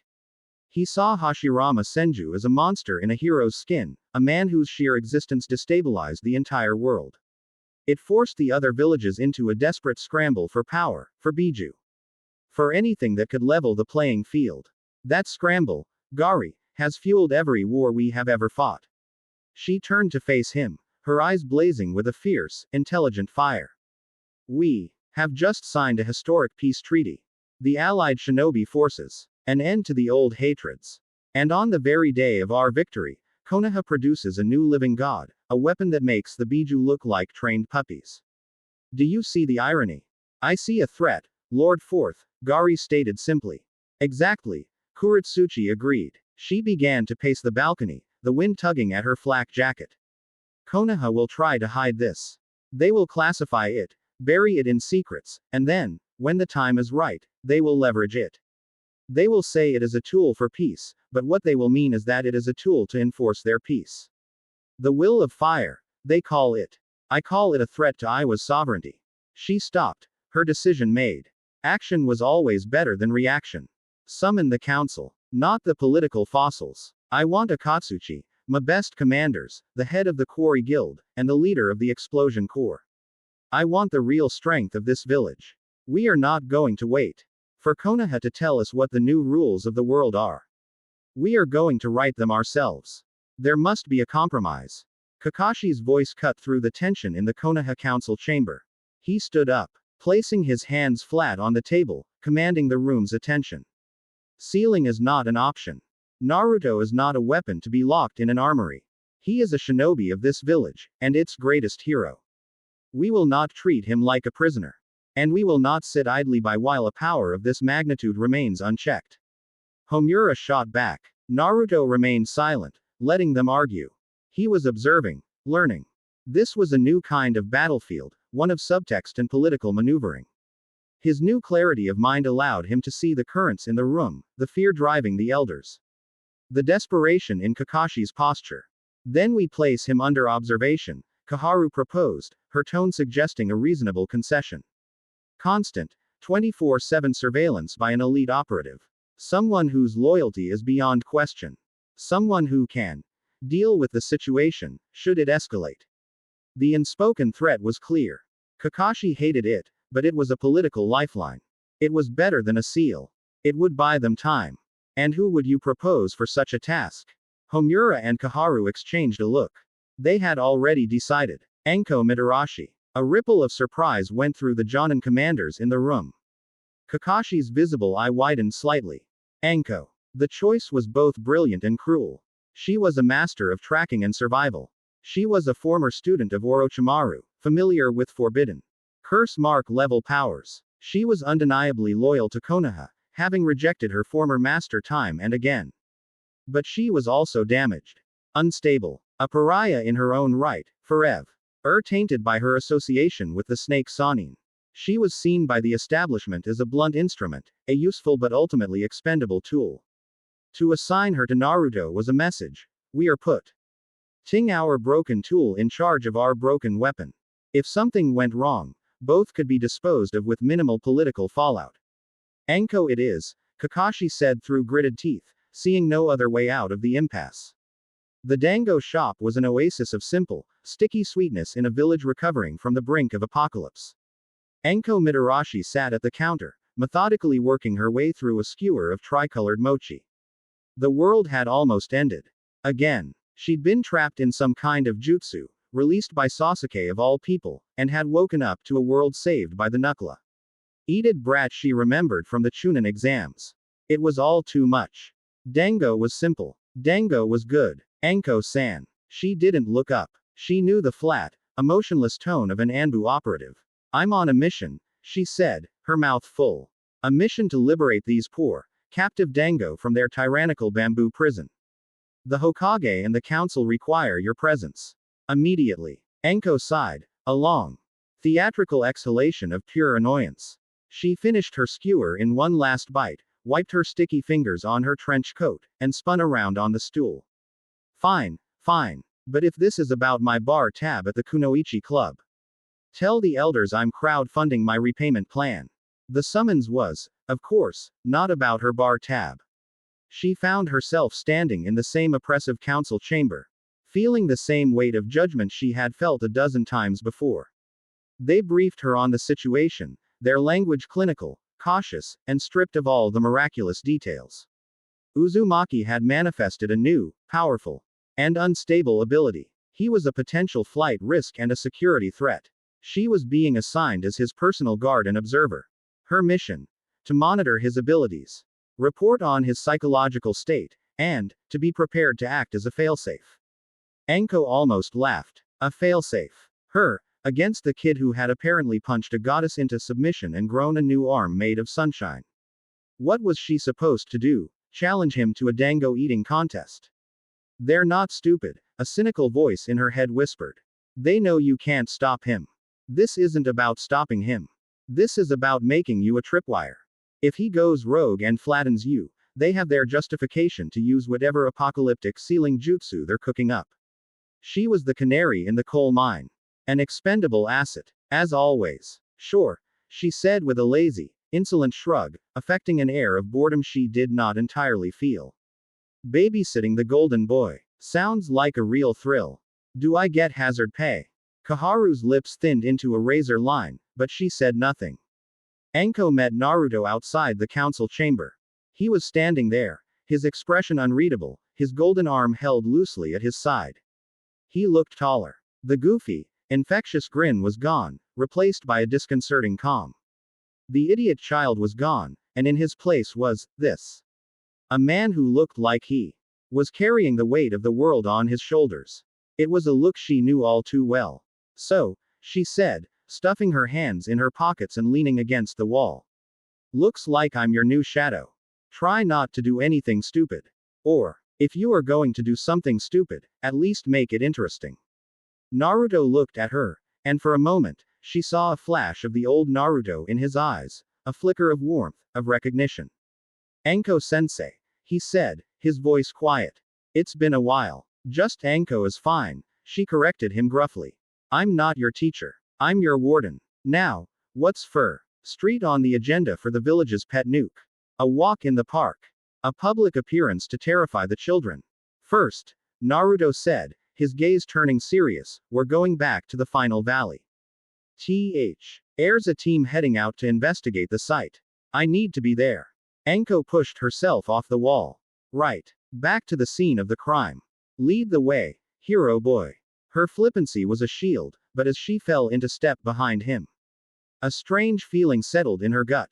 It was the same feeling she used to get right before one of Orochimaru's more depraved experiments. A feeling that the world was about to get a whole lot weirder. And that she was standing way too close to the epicenter. The stone room in Iwagakure was circular, lit by glowing crystals embedded in the walls that cast stark, geometric shadows. There was no ornate table, only a raised platform for the Tsuchikage and stone benches for the council members. Kuretsuchi sat on her simple stone throne, observing the men she had summoned. Akatsuchi, her loyal and massive bodyguard. The grizzled Jonin commanders, their faces like stone carvings. The head of the Miners' Guild, a man whose hands could crush rock. The leader of the Explosion Corps. A woman with a dangerous glint in her eyes. This was the heart of Iwa. The reports are true, Kuretsuchi began, her voice ringing with authority in the stone chamber. Konoha has a new power at its disposal. Naruto Uzumaki now wields an ability that can reshape the earth itself. A low murmur went through the room. Is it a weapon? The Explosion Corps leader asked, her voice eager. Something we can replicate. Unlikely, Kuretsuchi replied. It seems to be a unique manifestation, tied to him alone. Which makes him, not the technique, the weapon. She let that sink in. Konoha will call it a shield. A deterrent. But we all know what a big shield really is. It's the thing you hide behind while you sharpen your spear. So we strike first. Akatsuchi rumbled, his fists clenching. No, Kuretsuchi said firmly. To attack now would be suicide and would make us the villains in this new chapter of history. We are not brutes. We are shinobi. We use strategy, not just force. She leaned forward, her elbows on her knees. We will use their own ideals against them. They preach unity, cooperation, the alliance. So, we will give it to them. I will officially call for an emergency 5-cage summit. This caused another stir. On what grounds? A commander asked. On the grounds of transparency and mutual security, Kuretsuchi answered, a cunning smile on her face. I will frame it as a concern for the stability of the continent. A power of this magnitude has appeared. As our ally, Konoha has a duty to share the details of this power with the rest of the alliance. To ensure it is not a threat to the peace we all just bled for. I will demand that Naruto Uzumaki be present. I will put him on a stage, in front of all 5 Kage, and force Konoha to either reveal the nature of their superweapon, or look like secretive tyrants to the entire world. It was a brilliant political move. It used the very framework of the new peace to put Konoha in an impossible position. We will force them to define him. Kuretsuchi concluded, her eyes sweeping across the council. And once something is defined, it can be measured. And anything that can be measured, can be broken. The Valley of the End was unnervingly peaceful. The scars of battle were gone, replaced by fresh earth and young grass. The air was clean. It was a testament to the raw, benevolent power Naruto now wielded. He stood on the shore of the lake, Anko a few feet behind him, her posture deceptively relaxed, while a team of sensor nin and scientists from the analysis team swept the area. Naruto closed his eyes, extending his senses. He could feel the life in the valley, the health of the trees, the flow of the water. It all felt right, harmonious. But as he expanded his awareness, he felt a discordant note at the edge of his perception. A sour, flat spot in the symphony of life. Over here, he said, opening his eyes and walking towards the tree line. Anko followed, her curiosity piqued by the sudden seriousness in his voice. He led them into the forest, to a place where the trees grew thick. And then, they saw it. It was a perfect circle, about 50 meters in diameter. Inside the circle, the world was wrong. The trees were still standing, the leaves were on the branches, the grass was on the ground. But all of it was a uniform, sickly gray. It was as if a patch of an old, black and white photograph had been pasted onto the vibrant, living world. A sensor nin from the team stepped forward. There's nothing, he stammered, his eyes wide. No chakra, no life signature, no natural energy. It's not just dead. It's empty. Anko felt a primal shiver run down her spine. The curse mark on her neck, a thing she had long since learned to ignore, began to throb with a faint, sympathetic ache. It recognized this wrongness. This was a violation of nature on a level that made Orochimaru's foulest experiments look like children's finger painting. One of the analysis nin picked up a rock and tossed it into the circle. It sailed through the air and landed on the gray grass with a silent puff of dust. There was no sound, no thump, no rustle of leaves. The sound had simply ceased to exist at the circle's edge. Anko's hand subconsciously went to her kunai pouch. Her cynical, bored demeanor was gone, replaced by the sharp, focused alertness of a cornered animal. This was not a jutsu. This was something else. Something alien. She looked at Naruto. He was staring at the circle of nothingness, his face pale. The calm confidence he had worn since his return was gone, shattered. In its place was a look she had never seen on him before, a sliver of profound, soul-deep fear. He recognized this. He could feel the signature of the energy, a faint echo left behind. It was the same conceptual void. The same entropic touch as the chaos comet Senjumaru had thrown at him. It was the feeling of reality being unstitched. Anko watched him, watched the dawning horror in his eyes, and a cold realization washed over her. This wasn't about him being a potential threat. This wasn't a political game. He was connected to this. This impossible, terrifying wrongness was a part of his new world. And she, Anko Mitarashi, was standing right in the middle of it. Her simple, albeit dangerous, babysitting job had just become something infinitely more complicated. Chapter 3 End. Chapter 4. The Queen of Bleached Sands. The dead zone was a wound in the world, and it refused to heal. For 3 days, Konoha's most brilliant minds had treated it like a crime scene, erecting barriers, deploying sensor arrays, and sending in probes that never returned. The analysis team had produced reams of data that all amounted to a single, frustrating conclusion. Inside the 50-meter circle of gray, there was nothing. Not an absence of life, but an absence of properties. The very laws of physics seemed to have politely excused themselves from the area. Sound did not propagate. Light did not reflect. Matter possessed no texture. It was a patch of profound, absolute nullity. Enko Mitarashi stood at the edge of the barrier, chewing on a piece of senbon and watching the fruitless efforts with a cynical eye. She had been tethered to Naruto for 72 hours, a period of excruciating boredom punctuated by moments of sheer, existential terror. He hadn't done anything suspicious. He ate ramen, slept, and spent most of his time in the archives, reading ancient texts on fuinjutsu and metaphysics with an intensity that seemed wholly out of character for the boy she remembered. He was quiet, thoughtful, and carried an aura of such deep, resonant calm that it made her skin crawl. It was like watching a volcano pretend to be a Zen garden. And all the while, the gray circle just sat there. A silent, mocking testament to the fact that the universe was far stranger and more hostile than their war with Kagaya had ever suggested. Anything. Naruto's voice came from beside her. He had approached without a sound. Same old nothing. Enko grunted, not taking her eyes off the zone. The lab coats are about to start sacrificing chickens to it. What's your magic arm telling you? Naruto held up his golden hand, its light a warm, defiant glow against the creeping gray. It's telling me it's a scar. Left behind by something that eats reality. And the scar is still faintly connected to whatever made it. He closed his eyes, his brow furrowing in concentration. Senjumaru told me to contact her if anything noteworthy happened. And I suppose a hole in the space-time continuum qualifies as noteworthy. Enko drawled. How exactly do you call the cosmic weaving police? A special bat signal. Naruto didn't answer. He simply focused, reaching out with the power that hummed within him. He wasn't projecting chakra or shouting into the void. He was thinking, directing his will along the faint, residual connection he felt to the woman who had tested him. He focused on her name, her presence, the memory of her overwhelming power. He sent out a pulse of his own unique energy, a query coded in the language of creation, imbalance found. Guidance required. For a long moment, nothing happened.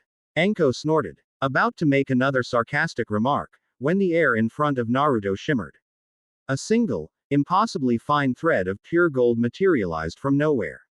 It hung in the air, glowing softly, before it began to move.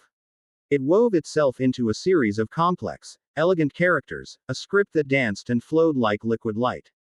Enko stared, bewildered. It was a language, but one she had never seen. And her shinobi training encompassed every known code and dialect in the elemental nations. Naruto, however, read it perfectly. The knowledge was just there, in his mind, another strange dividend of his awakening.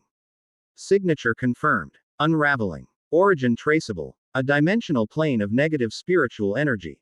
Designation. Hueco Mundo. Prepare for transit. Bring your warden. She may prove a useful, abrasive. The glowing characters dissolved as quickly as they had appeared. Naruto opened his eyes, a new, grim purpose set in his face. He turned to Enko. We have a destination, he said. We're leaving. Enko's blood ran cold. Whoa, hold on, hero boy. We, as in you and me. And where exactly are we going? I didn't sign up for any interdimensional field trips. Her name is Senjumaru, Naruto explained, his tone leaving no room for argument. The woman from the valley. She's tracked the source of this. He gestured to the dead zone. She's going to take us there.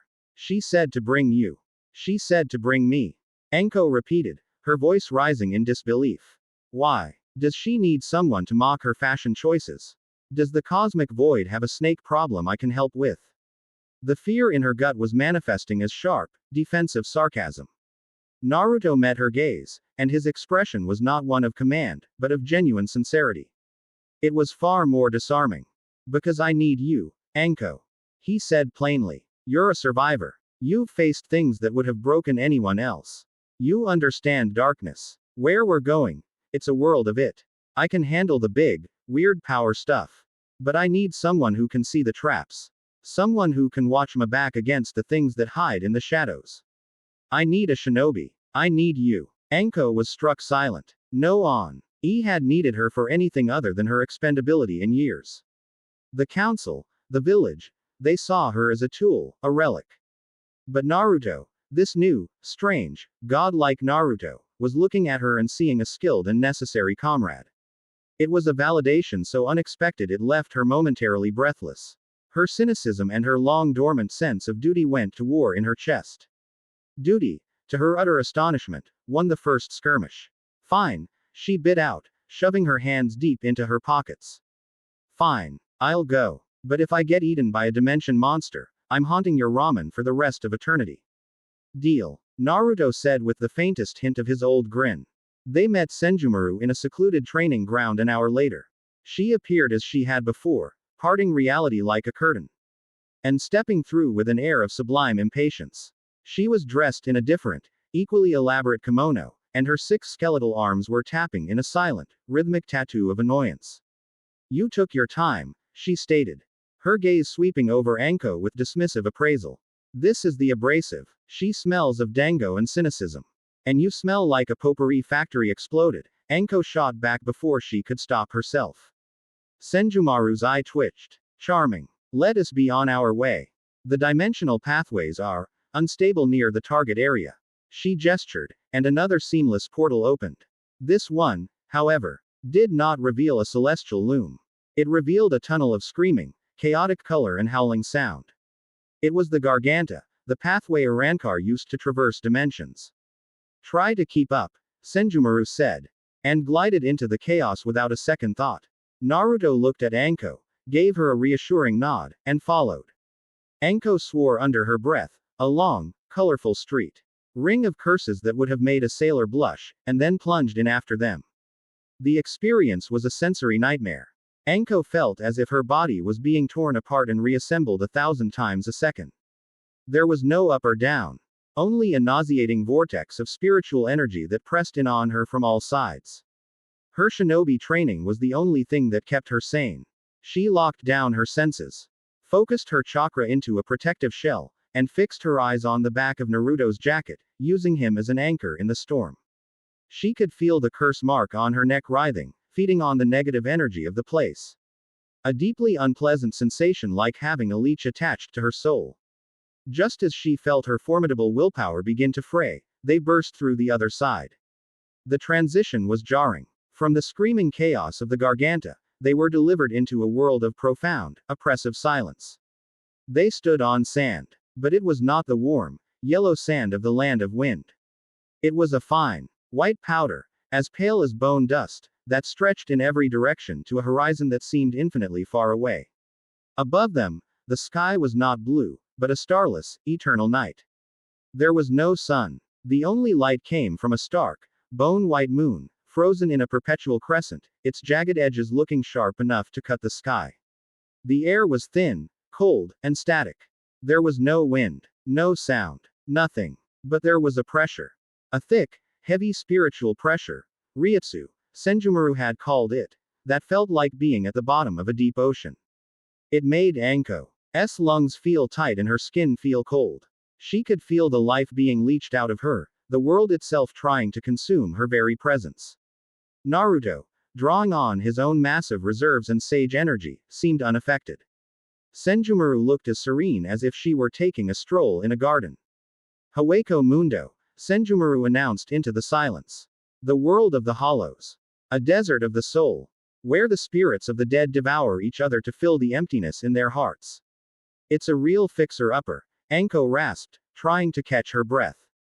In the distance, a structure of impossible scale rose from the desert floor. It was a fortress of bone-white stone, a sprawling edifice of towers and domes under the pale moonlight. Las Noches. The unraveling signature is strongest from within that fortress, Senjumaru said. Her eyes narrowed. It seems our anomaly is having a direct effect on the local fauna. As they began the long walk towards the fortress, the first of the local fauna appeared. They rose from the sand. Humanoid figures with monstrous features and gaping holes in their chests, their faces covered by masks of white bone. Hollows. They moved with a predatory hunger, their eyes fixed on the living, breathing souls that had just appeared in their larder. Before Anko could even draw a kunai, Naruto acted. He didn't form a Rasengan or a shadow clone. He simply held up his golden hand. And a wave of serene, life-giving energy washed over the approaching hollows. It was not an attack. It was a bomb.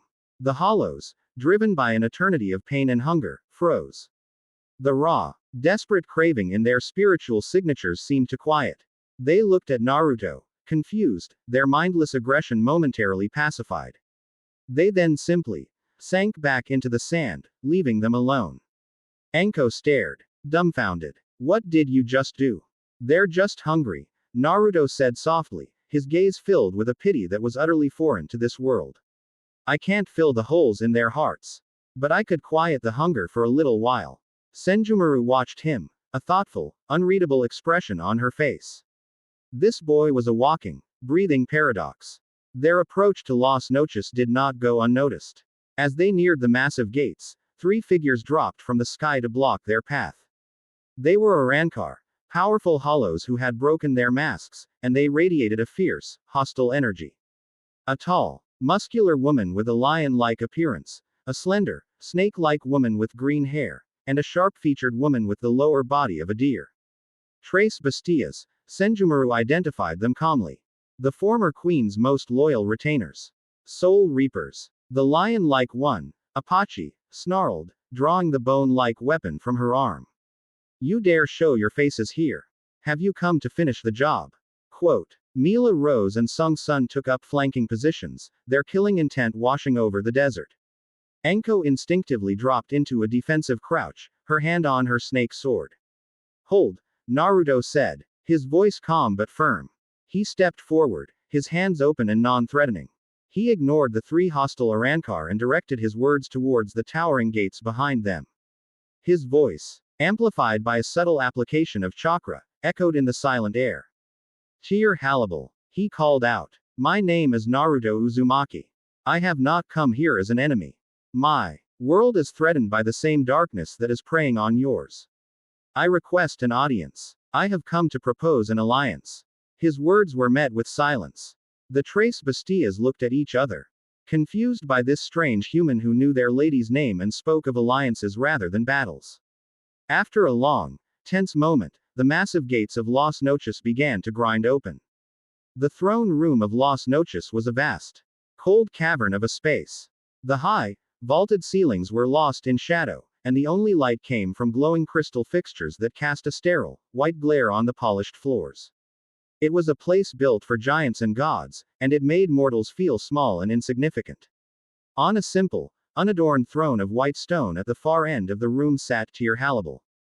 The former Tres Espada, now the de facto queen of Hueco Mundo, looked every bit the part. Her regal bearing was undiminished, her golden eyes sharp and intelligent. She projected an aura of immense, contained power, but also a deep, soul-crushing weariness. The weight of leading a shattered people was a heavier burden than any crown. Naruto, Anko, and a silently observing Senjumaru stood before her. The T.R.S. Bestias stood guard at the foot of the throne, their hostility barely restrained. You speak my name, human, Halibal said, her voice a low, melodic contralto that held no warmth. You speak of alliances. The last time I allied myself with someone, he betrayed me and left me for dead. The last time Soul Reapers came to my world, it was to wage war. Give me one reason why I should not kill you where you stand. Because I am not Aizen, and I am not a Soul Reaper, Naruto replied simply, meeting her gaze without fear. And because your people are disappearing. Halibal's eyes narrowed fractionally. In my world, Naruto continued. A patch of reality was erased. We tracked the energy signature here. To your fortress. It's a creeping nothingness that consumes everything it touches. It leaves no trace, no bodies, no spiritual energy. It just unmakes things. You've felt it too, haven't you? Arankar who go on patrol and simply vanish. Areas of the desert where the silence is even deeper than usual. Every word he spoke was true, and Halibal's stoic expression could not completely hide the flicker of recognition in her eyes. It was a problem she had been dealing with for weeks, a Lent plague that was striking fear into her already fractured kingdom. Even if what you say is true, she said, her voice still cold, why should I trust you? You are an outsider. A variable. Your power is an unknown. Then let's make it known, Naruto said. Let us face this threat together. I am not here to rule or to conquer. I am here to stop this plague before it consumes both our worlds. I offer you a partnership of equals. A queen and a concerned neighbor. The sheer audacity of his proposal, the way he addressed her as a fellow sovereign rather than a monster to be slain or a tool to be used, seemed to catch her off guard. She studied him, her sharp gaze trying to pierce the truth of him. Before she could respond, the heavy doors to the throne room burst open. A lone Arankar, his uniform torn and his mask cracked, stumbled in. His body was flickering, insubstantial, as if he were a poorly tuned image. Lady Hannibal, he gasped, his voice fading in and out. The Western Barracks, the Silent Night, it. He collapsed, and his body did not hit the floor. It dissolved into a fine gray dust that was then instantly wicked away into nothingness, leaving not even a stain. Illing silence descended upon the throne room. Hannibal rose from her throne, her expression now a mask of cold, controlled fury. Her gaze shifted from the spot where her subject had vanished to Naruto. You wished to face this threat together, Naruto Uzumaki, she said, her hand resting on the hilt of her massive Zanpakuto. You will have your chance. Let us see if your actions are as bold as your words. The Western Barracks were a scene of quiet horror. A massive section of the fortress wall had been erased. It wasn't a hole from an explosion, it was a perfectly smooth, concave scoop taken out of reality. The sand of the desert flowed into the gap. There were no bodies, no blood, only the lingering feeling of profound violation. In the center of the devastation stood a figure. It was humanoid, roughly 7 feet tall, and clad in a suit of interlocking black plate armor that seemed to shift and writhe like living shadow. It held a colossal greatsword, not of metal, but of pure, concentrated darkness. It had no face, no eyes, only a smooth, featureless helm. And it made no sound. Its feet did not crunch on the sand. The air did not stir as it moved. It was a hole in the shape of a knight. That is the creature. Mila Rose hissed, her body tensing. It's Ryutsu is a void, Sung Sun added, a note of fear in her voice. You can't sense it. You only know where it is by what disappears around it. The silent knight turned its featureless helm towards them. It raised its greatsword. Hannibal was the first to act. Atakar, she commanded. With a burst of sonito, she appeared before the knight. Her own massive blade swinging in a powerful arc. Her sword, which could cleave mountains, met the knight's dark blade. There was no clang of metal on metal. There was only a silent G. Grinding as the point of contact on Hannibal's Zanpakuto was simply erased. A small, semicircular chunk of her blade vanished into nothingness. She leapt back, her eyes wide with disbelief. Her Frakken attacked from all sides, unleashing a barrage of Sero blasts. The beams of concentrated energy slammed into the knight, but they did not explode. They were simply absorbed into its shadowy armor, vanishing without a trace. The knight took a step forward and swung its sword in a wide, horizontal arc. It didn't aim for anyone. It swung at the air itself. A wave of visible distortion, of pure erasure, shot out from the blade. Enko, using her shinobi instincts, tackled Naruto, pulling them both to the ground as the wave passed over their heads. It struck a distant tower of Las Noches, and the top third of the tower simply vanished. Silently. Perfectly. This is insane. Enko yelled from the sand. How do you fight something that deletes whatever it touches? You don't fight it, Naruto said, his eyes glowing with a faint golden light as he analyzed the creature. You can't. It's not really here. It's a localized event of uncreation. A projection. He looked at Senjumaru, who gave a slight, confirmatory nod. Hannibal, Naruto shouted, getting to his feet. Brute force is useless. You can't destroy it. You have to contain it. Keep it busy. Hannibal, her face a mask of grim determination, understood. She released her resurrection, transforming into her shark-like warrior form. She and her Frakken unleashed their full power, not trying to land a decisive blow, but to corral the creature. Their attacks creating a maelstrom of energy and water that forced the silent knight onto the defensive, its blade constantly moving to erase the incoming attacks. While they fought their desperate battle, Naruto took a deep breath. 1,000 arms of pure, golden light erupted from his back, bathing the moonlit desert in a warm, divine glow. Enko stared in awe. It was one thing to hear about it. But to see it, it was terrifying and beautiful all at once. Naruto's arms did not move to attack the knight. They plunged into the world around it. Hundreds of hands sank into the white desert sand. Hundreds more reached into the spirit-rich atmosphere of Hueco Mundo. He was not grabbing, he was gathering. What is he doing? Apache snarled, dodging another silent swipe from the night. He is not fighting the night. Senjumaru said, a note of academic approval in her voice. He is fighting the nothingness it represents. He is going to build a prison out of reality itself. Naruto was weaving. He pulled the concept of mass from the sand, the idea of density from the ancient stone of Las Noches, and the energy from the Ryutsu in the air. He was taking the fundamental principles of this world and weaving them into threads of golden light. The threads began to form a shape around the embattled silent night. First, a floor, a solid golden disk of pure, concentrated existence. The night stepped on it. And its feet, which had been sinking slightly into the sand, now stood on an unerasable surface. Then, the walls began to rise. A lattice of golden threads, forming an intricate, spherical cage. The silent night seemed to realize the danger. It ignored Hannibal and her Fracken and struck at the forming cage. Its sword of nothingness hit a golden thread. The thread held. It could not be unmade. Because it was a construct of being, its direct conceptual opposite. The night struck again and again, its silent fury palpable, but the golden threads were unyielding. Naruto gritted his teeth, sweat pouring down his face. It was a battle of will. The night's entropy versus his creation. For every thread it managed to fray, he wove 10 more to replace it. The spherical cage closed over the top, sealing the silent night within a golden orb of shimmering, intricate light. The creature was trapped. It beat against the inside of its prison, but its power was useless. It was a creature of nothing, trapped inside a cage of everything. The battle was over. Hannibal and her Fracken, panting and exhausted, lowered their weapons. They stared at the golden cage, then at Naruto, who slowly let his 1,000 arms dissolve, leaving him standing in the sand, looking drained but resolute. The silence of Hueco Mundo returned, but it was different now. It was a silence of awe. Hannibal dismissed her resurrection, returning to her normal form. She walked towards Naruto, her golden eyes filled with a new, profound respect. She had seen power before. She had served under a being who claimed to be a god. But she had never seen power used like this.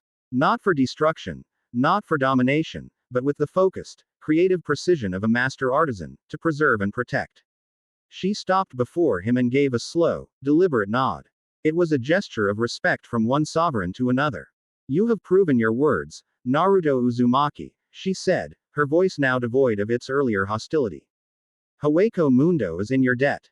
My power, and the power of my Fracken, are yours to command in this fight. The alliance was forged, not in a treaty room with ink and paper, but in the white desert under a jagged moon, sealed by a shared battle against an impossible foe. Enko, watching the exchange, leaned back against a scorched piece of wall, utterly drained. She looked from the captured knight to the newly formed alliance between the King of Shinobi and the Queen of Hollows. This was her life now. She decided, then and there, that the first thing she was going to do if she ever got back to Konoha was demand a significant, non-negotiable pay raise.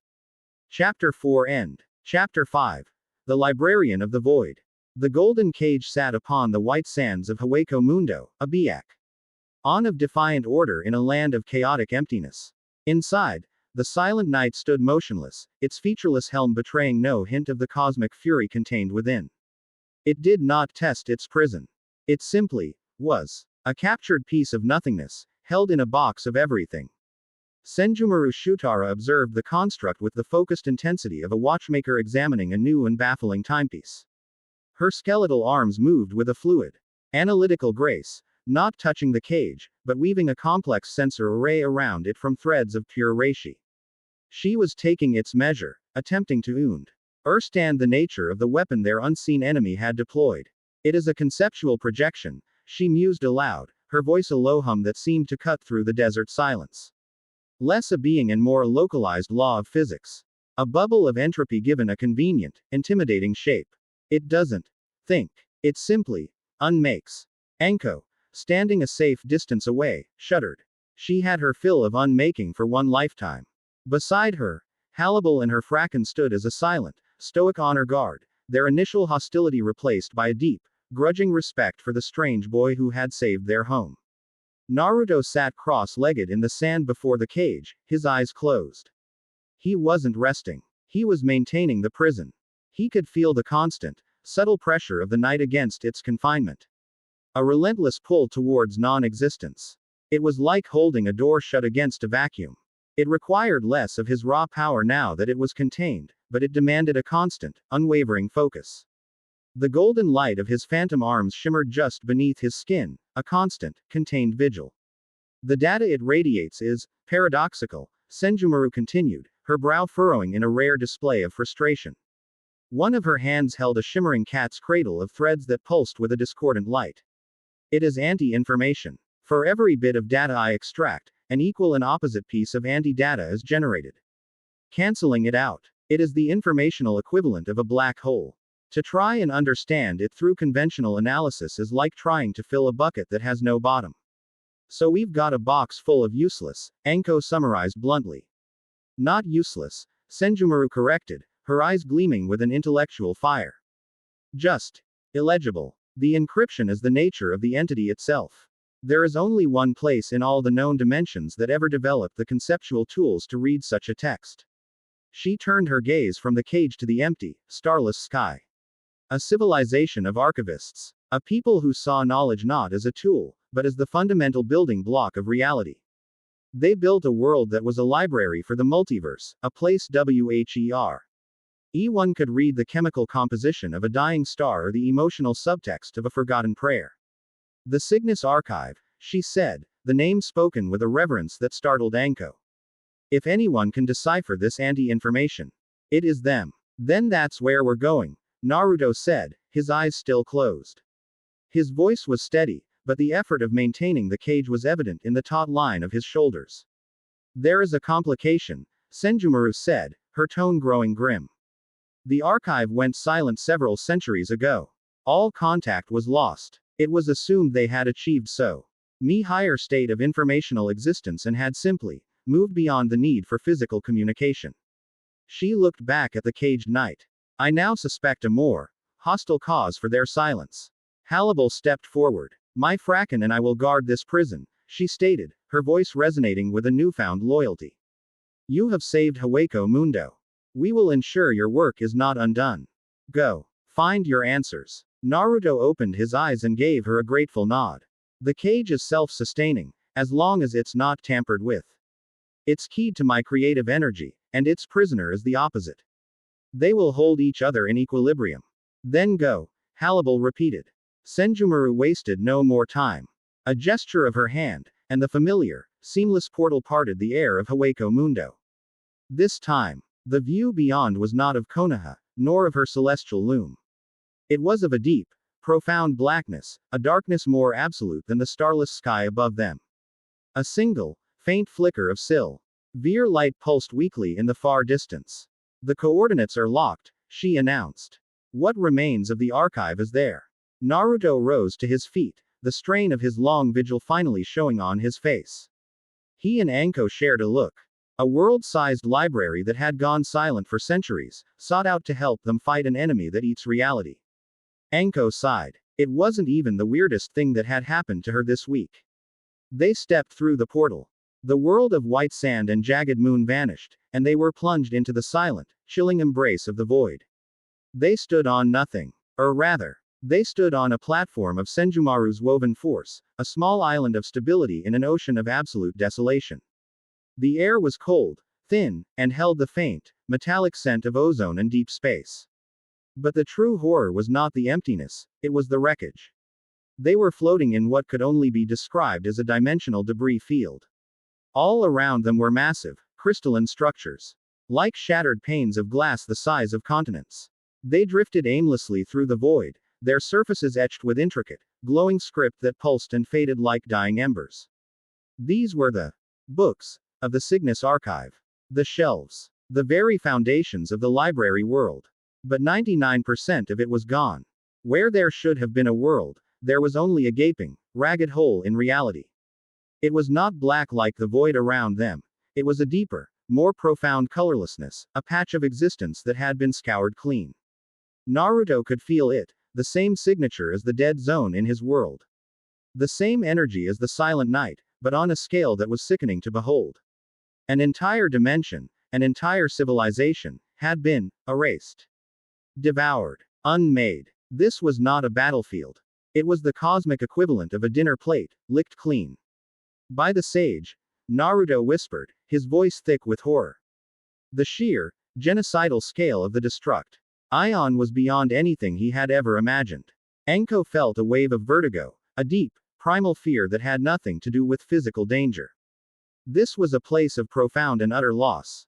Her cynicism, her hard-bitten sarcasm. It all felt like a thin, useless shield against the tidal wave of sorrow that radiated from the wreckage. Senjumaru's face was a mask of cold fury. This was not the work of centuries, she said. Her voice dangerously soft. This was a single, sustained assault. They were consumed. Her eyes scanned the debris field, her senses extending into the void.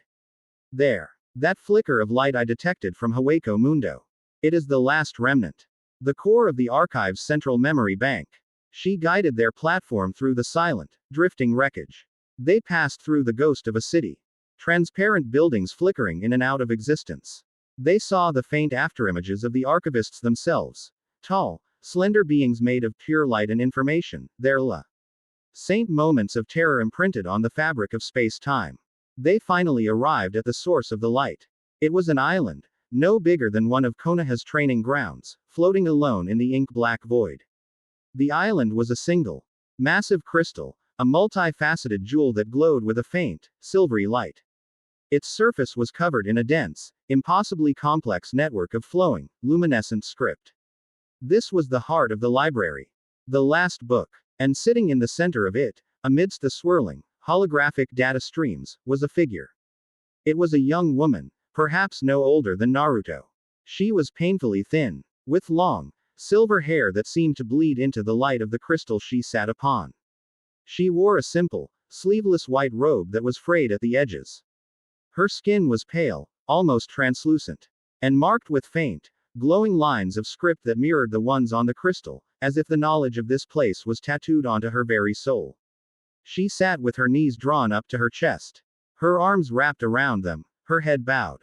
She was perfectly still. If not for the faint rise and fall of her shoulders, she could have been a statue carved from frozen light. This was the last survivor. The last librarian. The three of them stepped from Senjumaru's platform onto the crystal island. The surface was warm to the touch, and a low, melodious hum vibrated up through the soles of their feet. As they approached the girl, the holographic data streams around her swirled faster, becoming a defensive cocoon of information. Greetings, Senjumaru said, her voice soft but clear. I am Senjumaru Shutara of the Zero Division. We have come seeking knowledge. The girl did not move. She did not look up. She gave no sign she had heard them at all. She was a fortress. Her mind sealed away from a reality that had become too horrible to bear. Enko watched, her shinobi instincts analyzing the situation. She's catatonic, she diagnosed quietly. Trauma-induced. She's locked herself away. You can't just talk her out of it. Perhaps a more direct approach is needed, Senjumaru mused. One of her skeletal arms rose, its needle-like finger glowing with a soft light. I could establish a telepathic link, bypass her conscious mind and access the information directly. You do that, and you'll break what's left of her, Naruto said sharply, stepping in front of Senjumaru's arm. Look at her. She isn't just a database. She's a person. A survivor. We're not here to rob a library. We're here to ask for help. He approached the girl slowly, cautiously, as one might approach a terrified, wounded animal. He knelt a few feet away from her, bringing himself down to her level. My name is Naruto Uzumaki, he said softly. We're not here to hurt you. We're fighting the thing that did this to your home. We need your help to understand it. There was no response. The shield of data around her swirled faster, projecting images of the archive being consumed by a formless, encroaching void. A silent, looped scream of memory.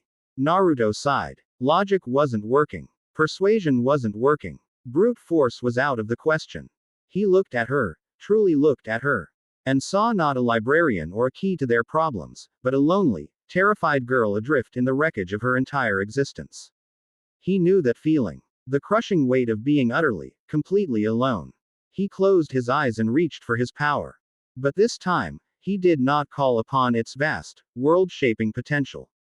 He called upon its quietest, most gentle aspect. A single arm of golden light manifested from his back. It was not a grand, powerful limb. It was slender, delicate, and its light was a soft, warm, comforting glow, like candlelight. It moved with the slow, silent grace of a falling feather. Anko and Senjumaru watched, captivated. This was not the blacksmith who had caged a star, nor the general who had shielded a planet. This was something else entirely. The golden hand did not reach for the girl. Instead, it reached for the empty space around her. Its fingers began to weave. From the faint, residual motes of light and memory in the air, it began to spin threads. It wove them into a soft, thick, woolen texture. It was creating a blanket. The process was slow, deliberate, and filled with a profound, gentle care. He wove into it the concept of warmth, the memory of safety. The feeling of being protected from the cold. He had seen a fleeting image in her defensive data shield, a memory from her childhood, of being wrapped in a blanket by one of the glowing, ethereal archivists. He was recreating that memory, that feeling, for her. The golden, glowing blanket was finished. His arm gently draped it over her trembling shoulders. The girl flinched at the contact. But then, a wave of gentle, conceptual warmth seeped into her, a warmth she had not felt in centuries. It was not just physical. It was emotional. It was a warmth that pushed back against the cold of the void and the deeper chill of her trauma. The frantic swirling of the data shield around her began to slow. Naruto's arm did not retract. It moved to the space in front of her. Again, its fingers began to weave.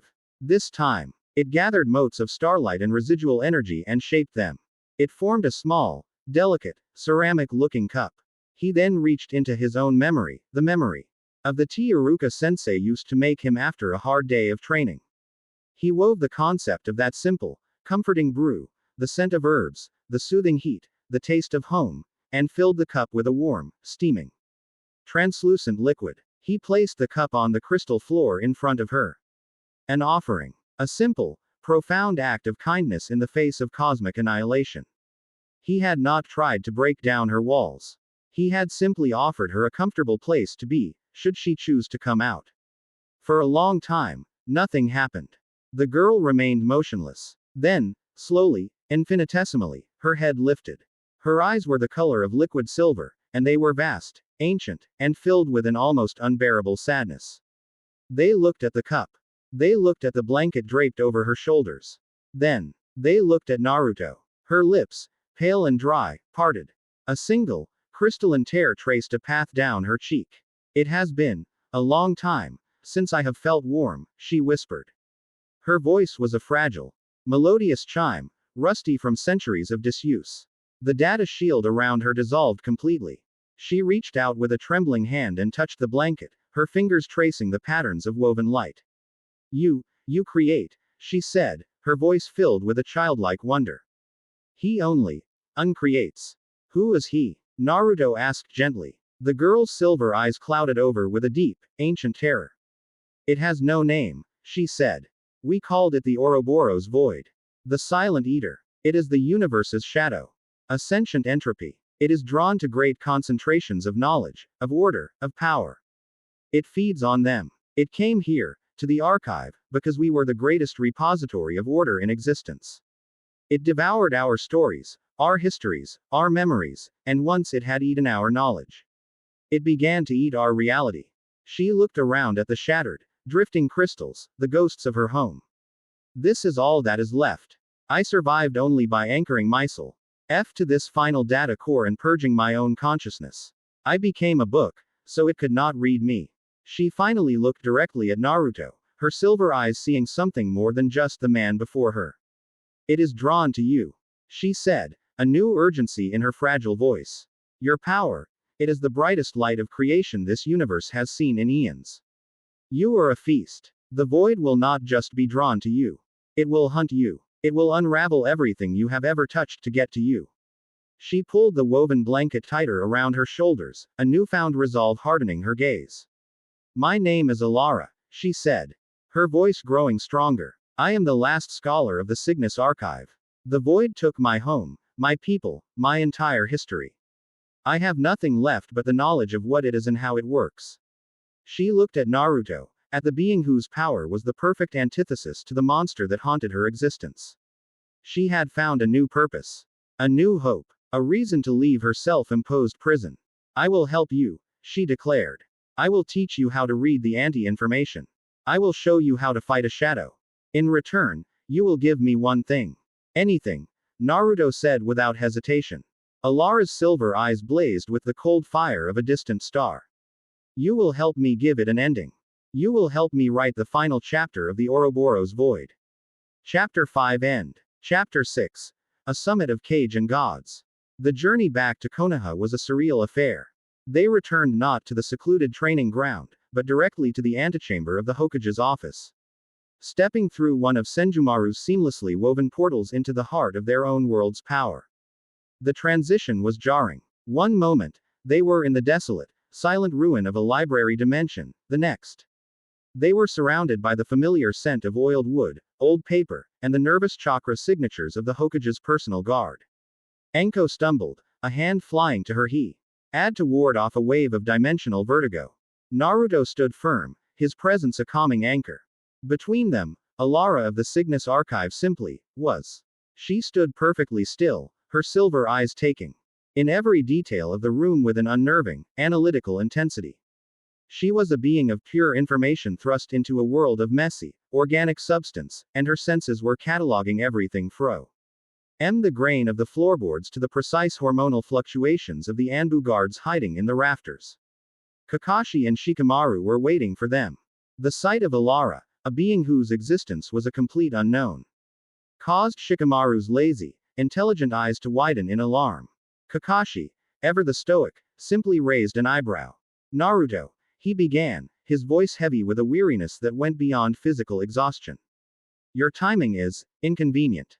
Or perhaps, perfectly convenient. He slid a scroll across his desk. This arrived an hour ago. It's from the Tsuchikage. Naruto picked it up. The scroll was made of a heavy, stone gray paper, and the wax seal bore the emblem of Iwagakure. He broke it and read. The language was formal, diplomatic, and as sharp as a shard of flint. It was a formal request for an emergency 5-cage summit, to be held in the neutral territory of the Land of Iron, for the purpose of discussing the sudden and alarming shift in the global strategic balance. And to demand full transparency from Konohagakure regarding the development of unprecedented Biju-class abilities. Shikamaru sighed, rubbing the back of his neck. What a drag. It's a political attack, plain and simple. Kuretsuchi is a hawk, just like her grandfather. She sees your new power as a threat to Iwa, and she's using the framework of the allied shinobi forces to put you in a cage of diplomacy. She'll paint you as a monster, a weapon Konoha is hiding, and demand sanctions or that you be placed under joint village control. Enko let out a low whistle. The little stone princess has guts, I'll give her that. It's a smart move, Naruto said, surprising them all. He rolled the scroll closed, his expression calm. She's doing exactly what she should be doing as a cage. Protecting her people from a perceived threat. I can't fault her for it. He looked at Kakashi. We'll accept. Immediately. Just like that, Shikamaru asked, his brow furrowed. We should prepare a counter-strategy, compile reports. Control the narrative. The narrative is the truth, Naruto interrupted, his voice holding a quiet authority that silenced the room. And the truth is bigger than Konoha or Iwa or any squabbles over the balance of power. He turned his gaze to Alara. The real threat is coming. This summit, it's not a trap. It's an opportunity. It's the fastest way to tell them all at once. The journey to the Land of Iron was cold.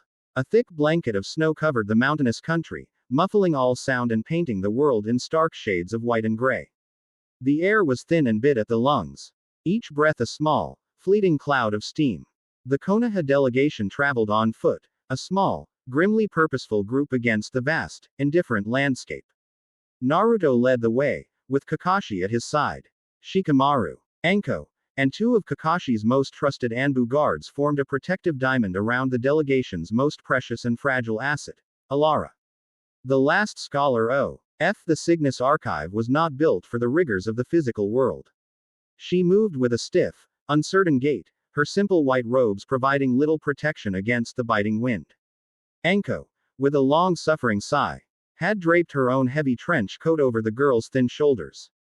It was a gesture of gruff, reluctant kindness that Alara had accepted with a silent, analytical nod, as if cataloging the unfamiliar concept of a shared garment. Anko found herself in the bizarre position of being a bodyguard to a living library. Alara rarely spoke, but when she did, her voice was a quiet chime of pure, unadulterated data. During their nightly rests, she had explained the nature of the Ouroboros void to Shikamaru, who had listened with a look of dawning intellectual horror on his face. It does not conquer. Alara had explained, her silver eyes reflecting the flickering firelight. It consumes. It is drawn to complexity, to order. A well-organized library, a stable planetary system, a powerful and well-ordered mind. These things are delicious to it. It feeds on the information first, the memories, the culture, the scientific principles. Once the conceptual foundation is gone, the physical reality, having no reason to exist, simply unravels. It is a predator that hunts for meaning. Shikamaru, the strategist who could plan for any contingency, was for the first time in his life faced with an enemy that had no army, no territory, and whose primary weapon was metaphysics. It was, he had concluded with a grimace, the most troublesome thing he had ever encountered. Their Val at the summit location was met with the austere formality of the samurai. The fortress was a masterpiece of minimalist architecture, all clean lines and dark wood set against the white snow, looking less like a castle and more like a monastery dedicated to the art of war. General Mifune, the leader of the samurai, greeted them personally. He was a tall, ageless man with a long gray topknot, his face a mask of serene discipline. His gaze lingered on Naruto, noting the quiet confidence that was a world away from the brash boy he remembered from the last summit. The other Kage and their entourages were already present. The air in the fortress's central courtyard was thick with tension and the unspoken rivalries of generations. Gaara, the fifth Kage, was the first to approach. He was flanked by his siblings, Konkuro and Tamari. His sea-foam green eyes, once haunted, were now clear and calm. He greeted Naruto not as a political rival, but as a cherished friend. "It is good to see you, Naruto," he said. His voice a quiet anchor in the swirling currents of suspicion. "Know that Suna stands with you."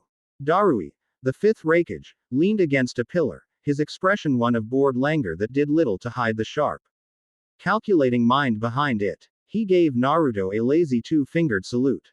"So, you're the storm everyone's talking about," he drawled. "Gonna be a real drag if you blow the whole world away." Chojuro, the sixth Mizukage, looked even more nervous than usual, constantly adjusting his glasses and fiddling with the hilt of his twin sword, Haramakare. The hidden East was still recovering from its bloody history, and the prospect of another global conflict was clearly terrifying to him. He offered a shaky, hesitant bow. And then there was Kuretsuchi. She stood with her arms crossed, flanked by her massive bodyguard, Akatsuchi. She wore her Kage hat with an air of defiant authority, and her eyes were as hard and unyielding as the mountains of her home. She met Naruto's gaze and gave him a curt, professional nod that was colder than the biting wind. There was no animosity in it, only the implacable resolve of an opponent who was utterly convinced of the righteousness of her position. The stage was set. The players were assembled. The fate of their world was about to be debated. The summit chamber was a vast, circular room. In the center was a round table, with 5 ornate chairs for the Kage and 1 for the moderator, Mifune. The walls were lined with stoic, unmoving samurai guards. The only light came from the snowy landscape visible through the large paper screen windows, casting a soft, gray illumination upon the tense faces of the world's most powerful leaders. Kuretsuchi did not wait for pleasantries. The moment Mifune declared the summit open, she was speaking. "Let us dispense with the diplomatic courtesies," she began, her voice sharp and clear, ringing with the confidence of one who has seized the initiative. "We are here to discuss a singular issue, the emergence of a new, world-altering power within the borders of the Land of Fire. A power wielded by one man, Naruto Uzumaki." She fixed her gaze on Naruto.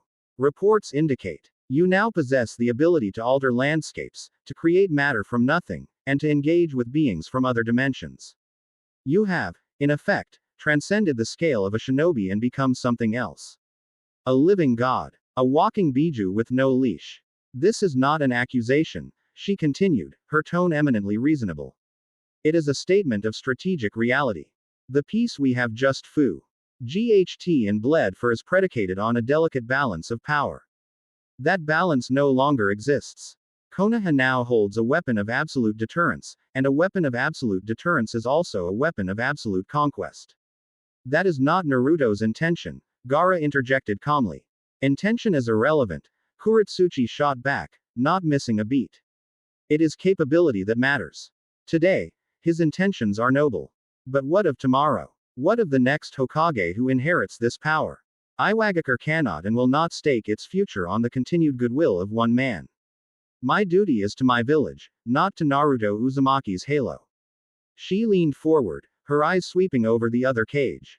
Furthermore, Konoha now claims to be in contact with extradimensional threats. We are being asked to believe in fairy tales. In silent enemies that unmake reality. Is this not a convenient story? A perfect justification for Konoha to maintain and even expand this new power, all in the name of protecting us from a threat that no one else can see. Her argument was powerful, pragmatic, and deeply cynical. It preyed on the inherent paranoia of their profession. Darui nodded slowly, his languid expression now serious. Chojuro shrank further into his chair. Kuretsuchi had framed the debate perfectly. This was a Konoha problem, a threat to the other village's sovereignty. She's good, Anko, who was observing from the sidelines with the other cage bodyguards, whispered to Shikamaru. She's turning them against him by making it all about politics. What she says is logical, Shikamaru admitted grimly. From her point of view, it's the only sensible position. It's a drag, but she's not wrong. All eyes turned to Naruto. This was his moment. They expected him to shout, to make an emotional appeal, to declare that he would never betray them. He did none of those things. He simply waited until Kuretsuchi had finished, and then he spoke, his voice filling the room with its newfound, quiet calm. You are right, Tsuchikage-sama, he said. The statement stunned the room into silence. Kuretsuchi's eyes widened slightly, her prepared counter-arguments dying on her lips. You are right to be suspicious, Naruto continued. Meeting her gaze directly. You are right to fear what you do not understand. And you are right that your first duty is to your village. Every cage in this room shares that duty. But you are operating from a flawed premise. You believe this is about a balance of power between our villages. You are debating how to divide the furniture in a house, while the house itself is on fire. He turned to the room at large. The threat is real. It is not a story. It is a sentient plague that is coming for us all. It does not care about our borders, our treaties, or our balance of power. It is a silence that will consume shinobi, samurai, and daimyo alike. To debate our internal politics in the face of this is a luxury we no longer have. Words, Uzumaki, Kuretsuchi said, recovering her composure. Inspiring words. But they are empty without proof. I agree, Naruto said. He stood up. And that is why I must show you. He turned and bowed to General Mifune. Mifune Dono, with your permission. I would like to step outside. There is a landmark in your country, a place of great historical significance to us shinobi. A scar that has never been allowed to heal. Mifune, his expression unreadable, gave a slow, deliberate nod. Proceed. Naruto led them to a high, windswept precipice on the fortress grounds. From here, one could see for miles across the snow-covered landscape. In the distance, a familiar, tragic sight dominated the horizon. The Three Wolves, a mountain range whose three majestic peaks had been famously and unnaturally sheared off, leaving three flat top. Ped Mesas is a permanent monument to a bitter conflict from a bygone era. It was a wound on the world that every shinobi knew, a symbol of the old, destructive ways they had all just fought to end. E5 Cage and their bodyguards stood in a line, their cloaks whipping in the wind, their breath misting in the cold air. They watched Naruto walk to the edge of the precipice, his back to them. What is he doing? Darui murmured. Then, they saw it. A soft, golden light bloomed from Naruto's back. It was not the violent, explosive chakra of a biju. It was a warm, gentle, and utterly awe-inspiring radiance. From that light, 1,000 arms of pure, woven sunlight erupted. They fanned out behind him, a celestial peacock's tail of creative potential, each arm moving with an independent, intelligent grace. The cage, even Gaara, took an involuntary step back. The sheer scale of the power on display was breathtaking. It was beautiful and terrifying all at once. The arms did not lash out. They did not gather into a fist. They simply reached. They stretched out across the miles of frozen landscape, impossibly long, impossibly graceful. They reached the base of the shattered Three Wolves Mountains. And then, Naruto began to heal the world. There was no sound, no explosion, only a silent, majestic act of creation. The arms plunged into the bedrock of the mountains. The flat, sheared-off tops began to grow. It was not rock being pushed up. It was stone being rewoven. The arms, like the hands of a million master sculptors, were restoring the mountains to their original, intended form. They shaped granite, molded strata, and raised the peaks skyward, not as crude copies, but as perfect, natural restorations, complete with every geological detail. But it didn't stop there. As the peaks reached their final, soaring heights, other arms began to work on the slopes. They wove soil from the bedrock. They seeded ancient, dormant spores, and in seconds, millennia of growth occurred. Mighty, snow-dusted pine forests burst into existence, clothing the mountains' bare flanks. Other arms carved the pathways for glacial streams, and spectral, shimmering water began to flow, freezing into magnificent ice falls. The final arms reached into the sky, gathering snow and ice and draping it across the newly formed peaks, creating the exact patterns of glaciation that had existed for centuries before the mountains were broken. The entire process took less than 5 minutes. When it was done, the 1,000 arms of light retracted, folding back into Naruto until they were gone. He turned to face them, his expression calm, his breathing even. Before them, on the horizon, the Three Wolves Mountains stood as they had in ancient times, perfect, majestic, whole. The scar on their world, the symbol of their destructive past, was gone. He had not just restored a landmark. He had restored a piece of their shared soul.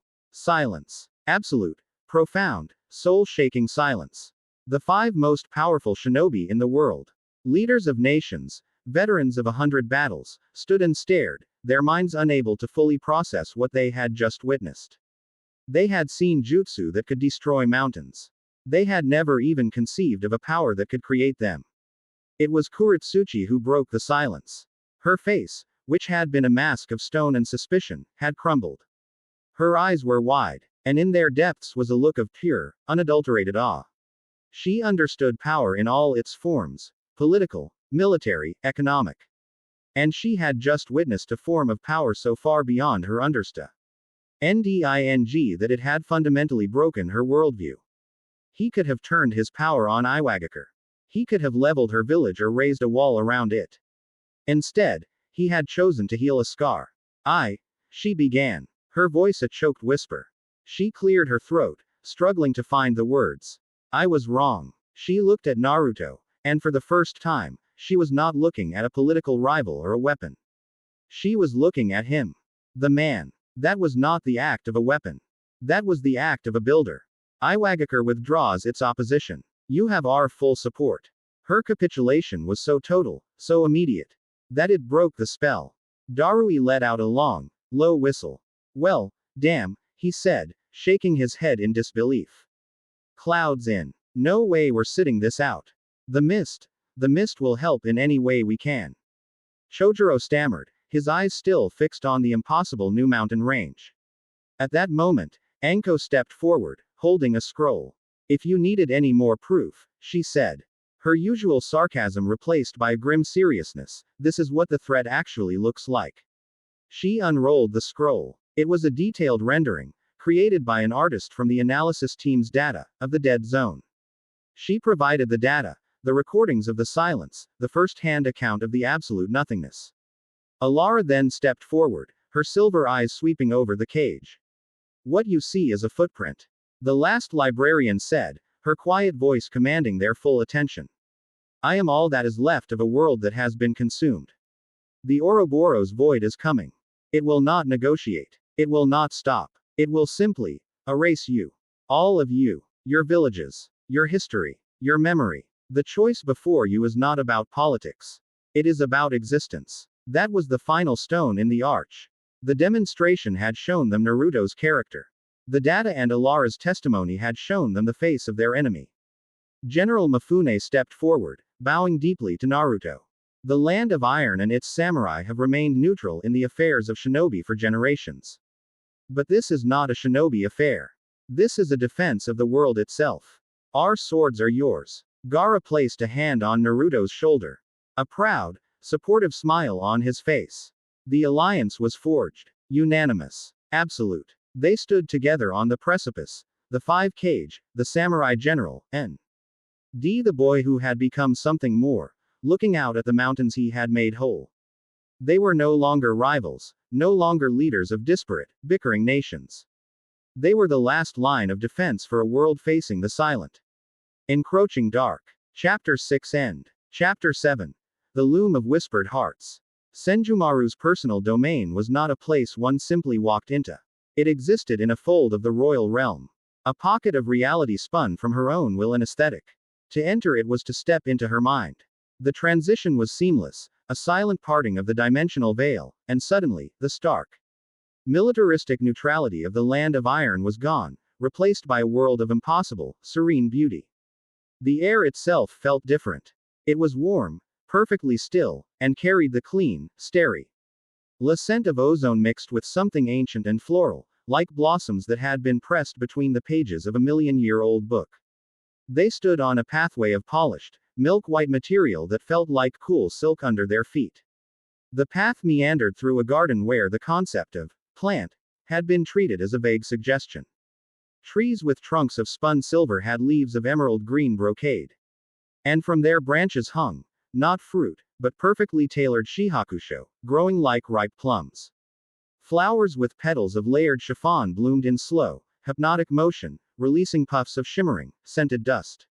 A river flowed nearby, but it was not water, it was a stream of shimmering, liquid gold thread, gurgling and eddying as it made its way towards a colossal, silent loom that stood on the horizon. Its frame so vast it seemed to hold up the pale, pearlescent sky. Anko, a woman whose aesthetic sensibilities began and ended with functional leather and the occasional dango skewer, looked utterly poleaxed. Okay, she breathed, her voice a hushed whisper of disbelief. So, the creepy spider lady lives in a high-fashion fever dream.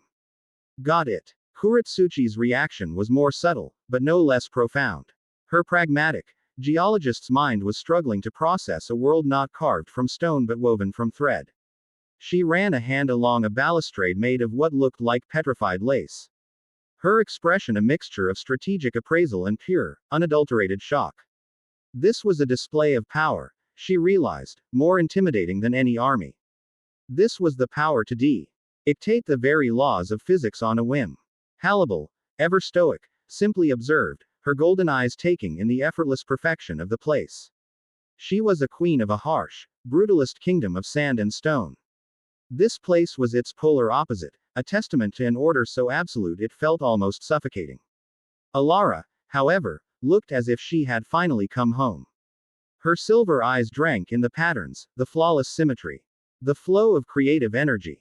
The fundamental principles of matter have been redefined, she murmured, her voice filled with academic awe. This entire dimension is a self-sustaining work of applied metaphysics. It is my private palace and workshop, Senjumaru announced, gliding before them with an air of regal satisfaction. Here, we may prepare without distraction. The Ouroboros void cannot perceive this place, as its existence is contingent upon my will, not the standard laws of reality. It is, for now, the safest place in the universe for you all. She led Hem towards a magnificent central pagoda that seemed to be carved from a single, colossal piece of jade. Inside, a low table was set, surrounded by silk cushions. The air hummed with a quiet, restful energy. This was to be their war room. The first council was a tense, awkward affair. 5 of the most powerful and headstrong women from 4 different dimensions, all brought together by their connection to the quiet, golden-haired young man who now sat at the head of the table. He was the sun. They were the disparate, chaotic planets suddenly pulled into his orbit. Alara began, her voice the quiet, steady anchor of pure data. She had spent the journey from Hueco Mundo to the Land of Iron in a state of deep communion with the captured Silent Knight, using Naruto's cage as a lens to study it. The entity you have contained as a drone, she stated, her silver eyes looking at a point in the middle distance, as if reading from a screen only she could see. A remote probe. Its purpose is twofold. To unravel small, insignificant pockets of reality to test for dimensional integrity, and to act as a beacon. Its anti-informational signature is a form of communication, a ping that signals the presence of significant ordered energy to its source. So the dead spot in Naruto's world was a taste test, Anko grunted. And Naruto's power-up was the dinner bell. Aptly, if crudely, put, Senjumaru sniffed. Which means the main entity, the void itself, is now aware of our existence, Kuretsuchi concluded, her fingers steepled before her. Her mind was already 3 steps ahead, running strategic simulations. We are no longer investigating a phenomenon. We are officially at war. Then we need a command structure, the Tsuchikage continued, her voice taking on the familiar, authoritative tone of a cage leading a council. We need to establish reliable, instantaneous communication between my allied shinobi forces, Hannibal Dono's forces in Hueco Mundo, and this, royal realm. We need to coordinate troop movements, establish fallback positions, and create a unified threat assessment protocol. Hannibal gave a slow, deliberate nod. My Urankar are not an army. They are survivors, predators. But they know how to fight. They can act as a rapid response force, capable of traversing dimensions to strike where needed. The 2 queens, one of stone and one of sand, locked eyes. A silent, mutual respect passed between them, 2 leaders who understood the brutal calculus of command. Anko, meanwhile, felt a familiar, bitter pang of uselessness. They were talking about armies, dimensions, and metaphysics. She was a specialist in poisons, traps, and interrogation. In this new war, she felt like a kanai in an age of cannons. And what am I supposed to do? She muttered under her breath. Set up tripwires on the edge of reality. Naruto heard her. He turned his calm, blue eyes on her. Anko, your role is one of the most important, he said, his sincerity cutting through her self-deprecation. Everyone here thinks on a grand scale. Armies, dimensions, concepts. You think in the dirt. You see the hidden blade, the trap under the floorboards, the lie behind the smile. The void is a mindless force. But if it has a master, or if it can learn, it might not just attack with brute force. It might use deception, infiltration. I need you to be our paranoia. I need you to look for the threats that no one else will see coming. Anko was stunned. He hadn't just given her a job. He had defined her entire worldview as a strategic asset. He had taken her cynicism and her trust issues and labeled them not as flaws, but as a vital part of their defense. A strange, unfamiliar warmth bloomed in her chest. Fine, she grumbled, turning her head to hide the faint blush on her cheeks. I'll be the designated basket case. Just don't blame me when I recommend we poison the dimensional wells. The roles were set. Kuretsuchi and Hannibal would handle the grand strategy. Alara would be their intelligence, their oracle. Anko would be their counterintelligence. And Naruto, with Senjumaru's guidance, would be their ultimate weapon. The preparations began. Vignette 1. The Threads of Fate. Senjumaru led Naruto to her personal loom. It was in a chamber open to the pearlescent sky, a place of profound silence and focus. The loom itself was a thing of terrifying, beautiful complexity. Your power is a flood, she said, her hands caressing the frame of her loom. You can create a mountain, yes. It is an act of immense will, of immense force. But it is like shouting a masterpiece. Creation at its highest level is not a shout. It is a whisper. She showed him a basin filled with what looked like churning, muddy water. This is a thread of pure chaos. From a world that died screaming. Watch. Her hands, flesh and bone, dipped into the chaos. She pulled out a single, dripping, mud-colored thread. Then her 6 skeletal arms went to work. They moved in a blur, stretching, twisting, folding the thread. They were not just manipulating it, they were coaxing it, reasoning with it. Slowly, the ugly, muddy color began to fade. The chaotic vibrations smoothed out. The thread began to glow with a soft, silver light. In her hands, it was no longer a thread of chaos. It was a thread of tranquility. I did not destroy the chaos, she explained, holding up the now beautiful thread. I simply persuaded it to become its opposite. I found the potential for order within the disorder and nurtured it. This is the control you lack. You impose your will on reality. I harmonize with it. She gestured to a similar basin. Your turn. For hours, Naruto tried. His first attempts were disasters. He would reach in with his golden arms and the chaos would explode, splashing the walls. He tried to force it into submission. And the thread would snap. He tried to overpower it, and it simply consumed his energy. Stop doing. Senjumaru chided gently, her voice in his ear. Just be. Feel the thread. Don't see it as an enemy to be defeated. See it as a conversation. What does it want? What is it afraid of? What does it have the potential to become? He closed his eyes. He reached out with a single phantom hand, not to grab, but to feel. He felt the pain in the thread, the fear, the confusion of its chaotic existence. It was not evil. It was just lost. He stopped trying to change it. Instead, he channeled a single, pure emotion through his hand. The memory of the peace he had felt after the war, sitting with Sasuke in the valley. A feeling of acceptance, of quiet. The thread in his hand stopped fighting. It responded to the feeling. Slowly, tentatively, it began to shine with its own soft, golden light. It wasn't as perfect as Senjumaru's, but it was calm. It was whole. He opened his eyes and looked at her. She was smiling, a genuine, unguarded smile of pure, professional pride. Good, she whispered. You are learning to listen. In that chamber, surrounded by the tools of creation, a new intimacy was forged between them. It was not one of romance, but of artistry. The deep, profound connection between two beings who could speak the secret, silent language of reality itself. Vignette 2. The sparring grounds. Anko needed to move. She was going stir-crazy in the serene, perfect palace. She found a training hall. An empty, white space whose walls could apparently absorb any amount of damage. And began to work through her katas, her snake sword a blur of deadly motion. You fight with desperation. The voice came from the doorway. Hannibal stood there, her arms crossed, watching her with an unnerving, predatory stillness. And you fight like you've got to stick up your, Anko began, before catching herself. Let's just say you're a little stiff. Show me, Hannibal said. It was a challenge. Anko grinned, a feral, dangerous expression. You asked for it, Your Highness. What followed was not a spar. It was a clash of philosophies. Hannibal was a tidal wave. Her movements were powerful, direct, overwhelming. She fought with the raw, unstoppable force of a queen, her hierro skin deflecting Anko's kunai, her powerful kicks forcing Anko into a constant, scrambling retreat. But Anko was a viper. She didn't meet the wave head on.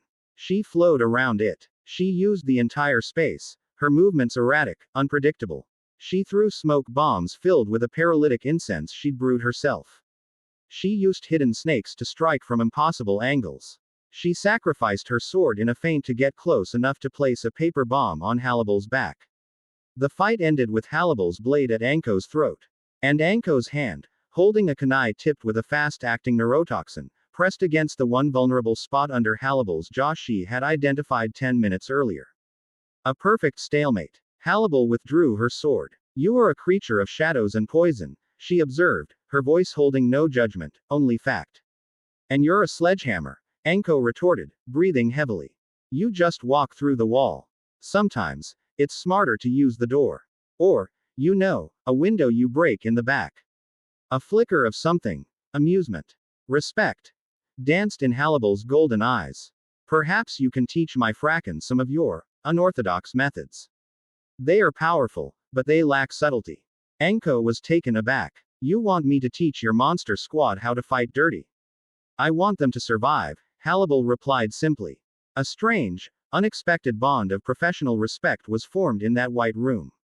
The viper and the shark, the assassin and the queen, had found their common ground. The bloody, pragmatic art of staying alive. Part 3. The individual connections. Naruto understood that a team held together only by a common enemy was brittle. It needed deeper, more personal threads to be truly strong. He made a point of seeking each of them out, not as a commander, but as a friend. He found Kuretsuchi on a high balcony overlooking a river of liquid silver thread. She was studying a three-dimensional map of the elemental nations that she had created from memory out of summoned earth on the floor. She was marking strategic choke points. I was thinking, she said without looking up as he approached, if the void can manifest anywhere, our traditional fortress defenses are useless. We need to think about mobile command centers and rapid deployment sealing core. Naruto didn't offer his own ideas. He simply knelt beside her map. Okay, he said, show me. For an hour, he just listened. He listened as she laid out the most brilliant, calm, comprehensive continental defense strategy he had ever heard. She spoke of logistics, supply lines, and evacuation protocols. He was a cage-level leader, but she was a cage-level commander. He saw the fierce, brilliant mind behind her stony exterior, the passion she had for protecting her people, all people. He treated her not as a subordinate, but as his chief strategist, his equal. When she was done, he gave her only one comment. That's brilliant. You're in charge of the shinobi side of the war. I'll make sure the other cage fall in line. The look of shocked gratitude and profound respect she gave him in that moment was more eloquent than any words. He found Hannibal in a silent meditation chamber, the space containing nothing but a single, perfect flower made of spun moonlight. He didn't speak. He simply sat down opposite her and entered his own sage mode meditation. They sat in shared silence for a long time. It was a silence between leaders, a mutual acknowledgement of the immense, rushing weight of responsibility they both carried. It is a heavy burden, she said eventually, her eyes still closed. To be the hope of your people. Yeah, Naruto replied softly. But it's lighter when you don't have to carry it alone. Quote. He left her to her meditation, but the quiet moment of shared communion had forged a bond deeper than any loud declaration of alliance. He sought out Anko in the palace's kitchens. A place Senjumaru clearly never visited. Anko had managed to find some ingredients and was trying to replicate the taste of her favorite dango. Naruto came bearing a gift. He held out his hands. And in them were two perfect skewers of tricolored dango, woven from starlight and pure flavor. Anko stared at them, then at him, her tough girl facade momentarily cracking. You're a real piece of work, you know that. She said, her voice rough as she took them. You keep us honest, Anko, he said with a small smile. You're the only one here who isn't a queen or a goddess or a super genius. You're our reality check. Don't ever stop. She grumbled something about him being a sappy idiot, but she didn't pull away when his hand briefly rested on her shoulder. The dango tasted, impossibly, like home. His last visit was to Alara. She was in the palace library, a space where books wrote themselves and the shelves stretched into infinity. She was surrounded by holographic screens, cross-referencing her knowledge of the void with Senjumaru's records of cosmic history. The strain of processing so much information was visible in the faint tremor of her hands. Naruto didn't say a word. He simply sat behind her. And a dozen of his golden arms manifested. They did not touch her. Instead, they formed a complex web around her, a fuinjutsu pattern of his own design. It was a seal not of containment, but of support. It drew the excess informational strain away from her, absorbing the mental static and grounding her, allowing her to think with greater clarity and less pain. She worked for another hour before she seemed to realize what he was doing. She turned, her silver eyes soft with an emotion he hadn't seen in them before. Gratitude. And something more. I have found a potential weakness, she whispered. The void consumes order. But it seems to have an allergy to creation that is born not from cold logic, but from intense, unpredictable emotion. Like a song. Or a promise. The chapter ended as it began, in the central pagoda. The 5 women were gathered again, but the atmosphere was entirely different. A comfortable, easy camaraderie had replaced the earlier tension. Anko was bickering good-naturedly with Kuretsuchi about the merits of guerrilla warfare versus grand strategy. Hannibal was listening, a rare, faint smile on her lips. Alara was quietly sipping a cup of tea Naruto had made for her. Senjumaru watched them all, a look of amused satisfaction on her face. They were a collection of broken, powerful, and wildly different souls. A cynical assassin, a pragmatic queen of stone, a stoic queen of sand, a traumatized librarian, and an ancient weaver goddess. And at the center of it all sat Naruto, the quiet, gravitational force that had somehow pulled them all together. The loom of their alliance was being woven, not with grand pronouncements, but with whispered conversations, shared burdens, and quiet acts of kindness. The threads were fragile, but they were strong. And they were ready for the coming storm. Chapter 7 End. Chapter 8. The First Unraveling. The piece was a fragile, beautiful thing, and like all beautiful things, it was not meant to last. They had spent a week in Senjumaru's palace, a timeless period of intense preparation that had forged their disparate group into something resembling a cohesive unit. Anko had learned to tolerate Senjumaru's aristocratic wit. Kuretsuchi and Halibal had developed a terse, efficient method of strategic planning. Alara had begun to speak in full sentences. And Naruto, at the center of it all, had learned to listen to the silent song of reality. The end of their respite came not with a bang, but with a chime.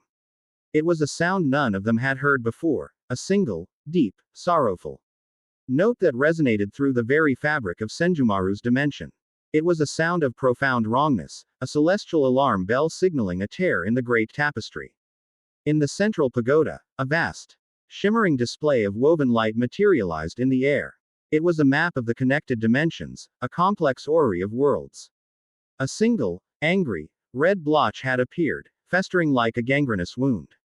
Alara was on her feet in an instant, her silver eyes wide, processing the influx of data. "It's begun," she said, her voice stripped of all its recently acquired warmth, returning to the chilling precision of a machine. A large-scale unraveling event. Magnitude 7. The energy signature is exponentially greater than the drone's. It's a full-scale incursion. Where? Kuretsuchi demanded, already shifting into her Tsuchikage command persona. The dimension of the Soul Reapers, Senjumaru answered, her own face a mask of cold fury. The Soul Society. It's targeting a high-density population center outside the main Seraite walls.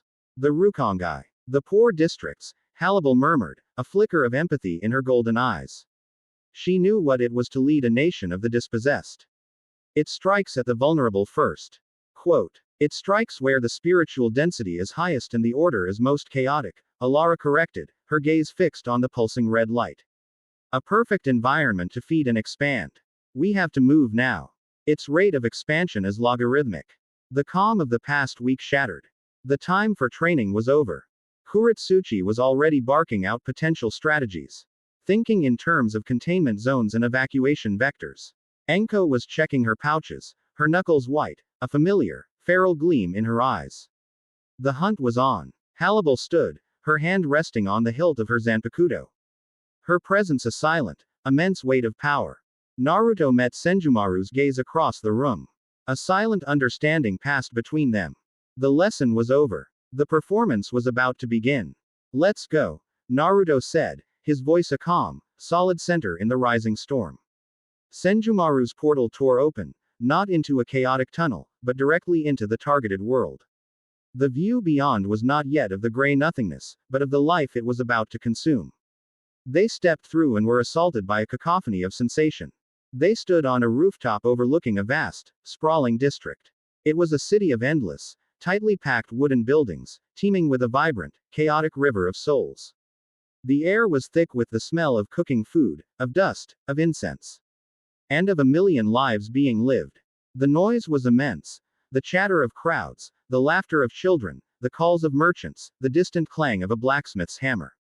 It was a messy, disorganized, and profoundly alive place. But to the east, a cancer was growing. It was a creeping wall of silent, gray distortion. A visual representation of entropy. It moved slowly, inexorably, like a glacier of nothingness. Where it touched the edge of the district, the vibrant colors of the world leached away. A brightly painted stall turned to monochrome ash. The sound of the crowd was not just silenced but erased. A pocket of absolute quiet that was more terrifying than any scream. Souls, men, women, and children who were too slow or too stunned to flee, were touched by the gray wave. They didn't die. They didn't scream. They simply lost their color, their texture, their substance, and then dissolved into the all-consuming silence. Panic had begun to set in. A tidal wave of souls was fleeing westward. A stampede of pure terror. Black-robed figures. Shinigami. were trying to restore order, their voices lost in the din. They were creating barriers with Kido, but the spells simply fizzled and died as the unraveling touched them. They were trying to fight it, but their sword swings passed through the gray distortion with no effect. They were doctors trying to perform surgery on a ghost. Alara, Kuretsuchi, stay here. Naruto commanded, his voice sharp with authority. Give us a command and control center. Analyze the unraveling, find the epicenter. Direct us. The rest of you, with me. Our priority is the civilians. We create a line. We hold it. No one else gets erased. Before they could move, a new presence made itself known. A figure appeared beside them on the rooftop with the lazy, unhurried grace of a falling flower petal. He was a tall, weary-looking man in a pink, floral-patterned haori worn over his captain's uniform, a straw hat tilted low over his face. 2 zanpakuto were tucked into his sash. My, Captain Commander Shunsui Kyoraku said, his voice calm and relaxed despite the unfolding apocalypse. You folks aren't Gote 13. And that energy you're giving off, it's a little loud for a Tuesday. His gaze, lazy but impossibly sharp, lingered on Naruto, then on Senjumaru. He recognized the latter, and a flicker of profound shock crossed his features before being expertly hidden. Shutara-sama, he said, his voice losing its lazy drawl and taking on a note of deep, formal respect. There is no time for pleasantries, Shunsui, Senjumaru said, her tone clipped. We are here to stop that. Your methods are failing. Ours will not. You will order your Shinigami to focus solely on evacuation. Cede containment to us. Shunsui looked from her authoritative face to the unfolding horror. Then back to the strange, powerful group assembled on the rooftop. His mind, one of the sharpest in the Soul Society, processed the situation in an instant. Their own methods were indeed useless. And a member of the legendary, almost mythical Zero Division was here, giving orders. There was only one logical choice. You heard the lady, he said, his voice sud. Enly broadcasting over the chaos via a Kido spell. All Gote 13 personnel, your new orders are to establish and maintain an evacuation corridor to the west. Do not engage the phenomenon. I repeat, do not engage. A specialist team is taking over containment. He tipped his hat to Senjumaru. They're all yours. Try not to break anything we can't replace, will you? With the Gote 13 now acting as surprisingly efficient shepherds to the panicking flock, Naruto's team went to work. Kuretsuchi and Alara established their command post on the rooftop. Alara's silver eyes glowed, the script on her SK in shimmering as she absorbed the torrent of anti-information pouring from the unraveling. Kuretsuchi summoned a massive, detailed map of the district from the earth of a nearby planter, already marking the rate of the void's advance and identifying the most populated areas. They were the mind of the operation. Naruto, Hannibal, and Anko were the muscle. They leapt into the fray, positioning themselves between the fleeing crowd and the advancing wall of gray. We need a hard barrier. Kuretsuchi's voice barked in their minds, a telepathic link established by Senjumaru. Something with physical substance to slow it down. Hannibal didn't hesitate. She raised her massive blade, her spiritual power flaring like a yellow sun. Lagoda, she commanded. She fired not a Sero, but vast, IGH pressure blasts of water from her blade. The water was infused with her own immense ryutsu, giving it a thick, viscous quality. It struck the ground before the unraveling and instantly rose, forming a massive, churning wall of water, a tsunami held in stasis. The gray wave of entropy hit the water wall. The water at the point of contact sizzled and vanished, but the sheer density and volume of the barrier was working. The unraveling's advance, which had been at a steady walk, slowed to a crawl. It was eating through the wall, but it was taking time. It's working. Anko yelled. It won't for long. Alara's calm voice echoed in their heads. The entity is analyzing the barrier. It is processing the concept of high-density spiritual matter. While Hannibal focused on maintaining her colossal water wall, Anko and Naruto became search and rescue specialists. Anko was a blur of motion, her speed and agility allowing her to navigate the panicked crowds. She used her hidden shadow snake NDS to pluck children from the path of the stampede, to grab stunned souls who had frozen in terror, and to pull injured Shinigami from collapsed buildings, depositing them all into the safe zone. She was a whirlwind of pragmatic, life-saving efficiency. Naruto operated on a larger scale. His golden arms would stretch into a collapsing building, solidifying its structure long enough for people to escape. He wove nets of light to catch those who fell from rooftops, and created smooth, solid paths over rubble for the elderly and injured to cross. He was a one-man disaster relief agency, his power a perfect, benevolent counter to the chaos. For a few precious minutes, it seemed they had the situation under control. They had established a perimeter. The evacuation was proceeding. They were holding the line. But the enemy was learning.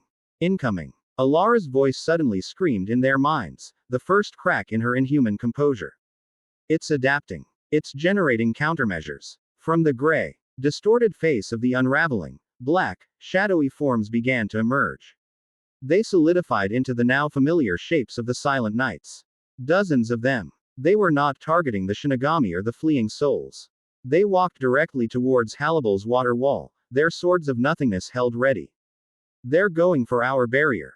Kuretsuchi yelled. The knights reached the wall and began to swing. They didn't strike the wall itself. They struck at its conceptual foundation.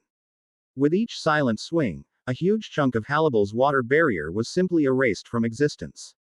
The unraveling began to surge through the newly created gaps. I can't hold it. Hallibal grunted, the strain of fighting a multi-front battle showing on her face. Anko. Naruto. Intercept the knights. Kuretsuchi commanded. Anko was already moving. She spat out a dozen massive snakes, which erupted from the ground to bind and distract the knights, their fangs dripping with paralytic venom that had no effect. It was a holding action. Buying seconds. Naruto knew he couldn't simply cage all of them.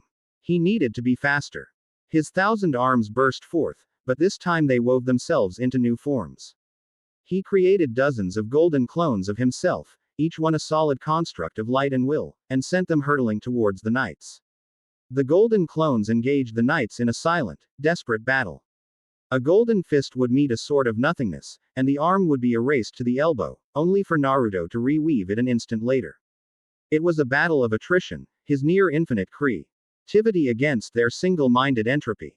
They were holding, but barely. They were plugging holes in a dam that was cracking everywhere at once. They were reacting, and the enemy had the initiative. Alara, I need the heart of this thing. Where is it? Naruto yelled into the telepathic link, his voice strained as he fought to maintain dozens of clones at once. I have it. Her voice came back, laced with effort. It's at the center of the phenomenon. The old district temple. The spiritual focus of the entire area. The void is using it as an anchor to pour itself into this world. It's a vortex. It's too powerful to be caged by your methods alone. Any bright ideas, library girl? Anko grunted, dodging a silent sword swipe that erased the corner of the building she was standing on. Yes, Alara's voice said, a new, strange note of hope in it. My analysis of the archive's destruction, cross-referenced with Senjumaru's records, revealed a theoretical weakness. The void is a being of pure, logical entropy. It understands force, energy, matter. It cannot process disharmony, asymmetry, things like abstract art, or complex music, or our creation born from emotion. Naruto finished, remembering her words in the archive. A promise, a song, a new plan bloomed in his mind, born of Senjumaru's lessons and Alara's data. Senjumaru-san, he projected.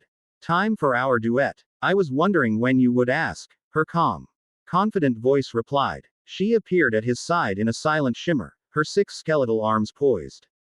Kuretsuchi, you have command of all external forces. Anko, Hallibal, buy us 30 seconds of uninterrupted time. That is all we will need. The 2 queens of stone and sand nodded grimly. The assassin and the warrior prepared to make their final stand. Naruto and Senjumaru shot towards the epicenter. 2 streaks of gold and black against the encroaching gray.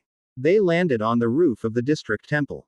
Below them, the world was a swirling vortex of colorless chaos. A hurricane of non-existence. This was the heart of the storm. You provide the passion, Senjumaru instructed, her voice a calm whisper in the silent roar of the void. I will provide the structure. Do not think. Just feel. They stood back to back. Naruto closed his eyes and unleashed his power. 1,000 golden arms erupted from his back, a sunburst of defiance in the heart of the gray wasteland. But he did not command them to fight or to build. He commanded them to sing. He didn't think of battle strategies or sealing formulas. He thought of his parents' love. He thought of Iruka's kindness. Of Kakashi's quiet faith. He thought of Jiraiya's goofy laugh and the taste of a shared popsicle. He thought of Gaara's friendship, of Anko's hidden loyalty, of Kuretsuchi's fierce pride, of Halibal's regal burden, of Alara's fragile hope. He poured every positive emotion, every precious memory, every unbreakable bond he had ever forged into his power. His arms began to weave.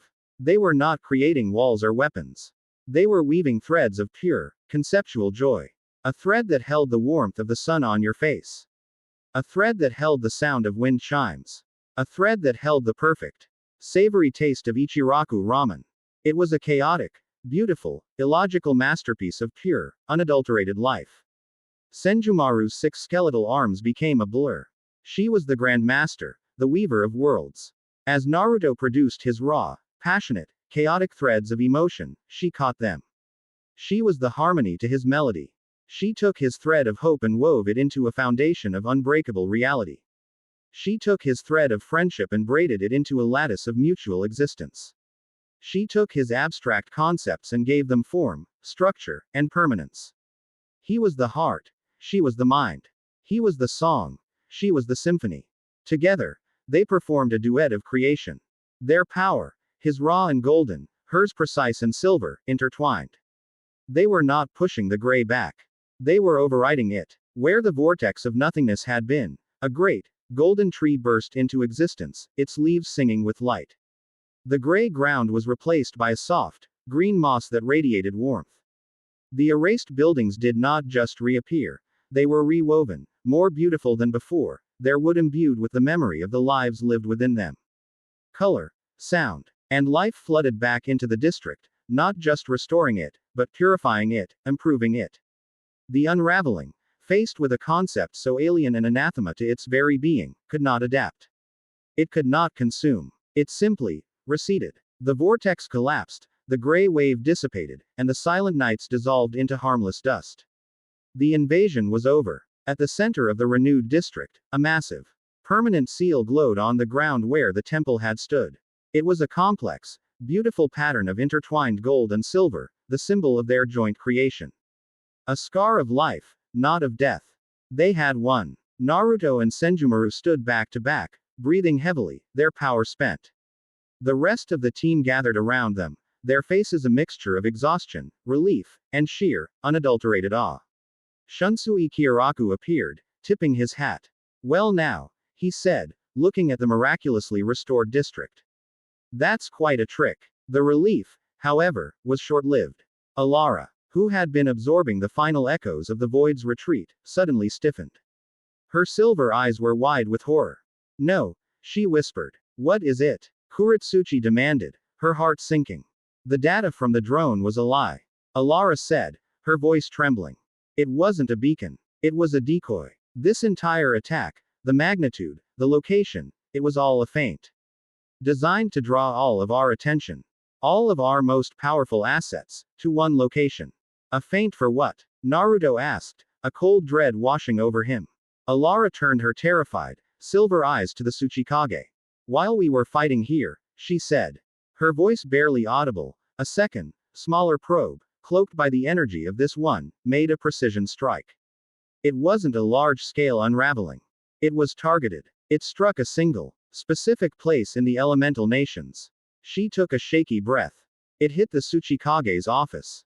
In Iwagakure. Chapter 8 End. Chapter 9. Heart of the Forge, Soul of the Man.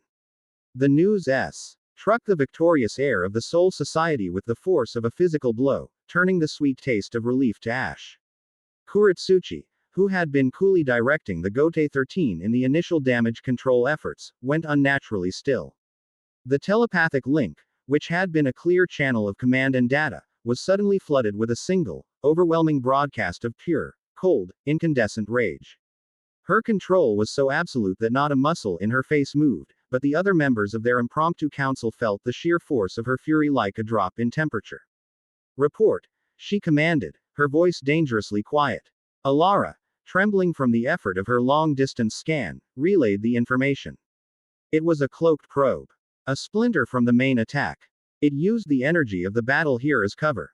It was surgical. A single point of impact. Your office, Tsuchikage-sama. There was no need for debate. There were no panicked discussions. There was only a shared, grim understanding. They had been outmaneuvered. While they had won the decisive battle, the enemy had achieved its strategic objective. Take us there, Kuretsuchi said to Senjumaru, her voice leaving no room for refusal. It was not a request. It was the order of a queen whose castle was under siege. Senjumaru nodded, her own expression hard and unforgiving. She had been played. Her realm, her allies, had been used as a diversion. It was an insult to her craft, an act of cosmic vandalism she would not abide. With a sweep of her hand, a portal sliced open the air of the newly rewoven Rukongai, the view beyond showing not serene gardens, but the harsh, windswept stone of Iwagakure. They stepped through into a scene of controlled chaos.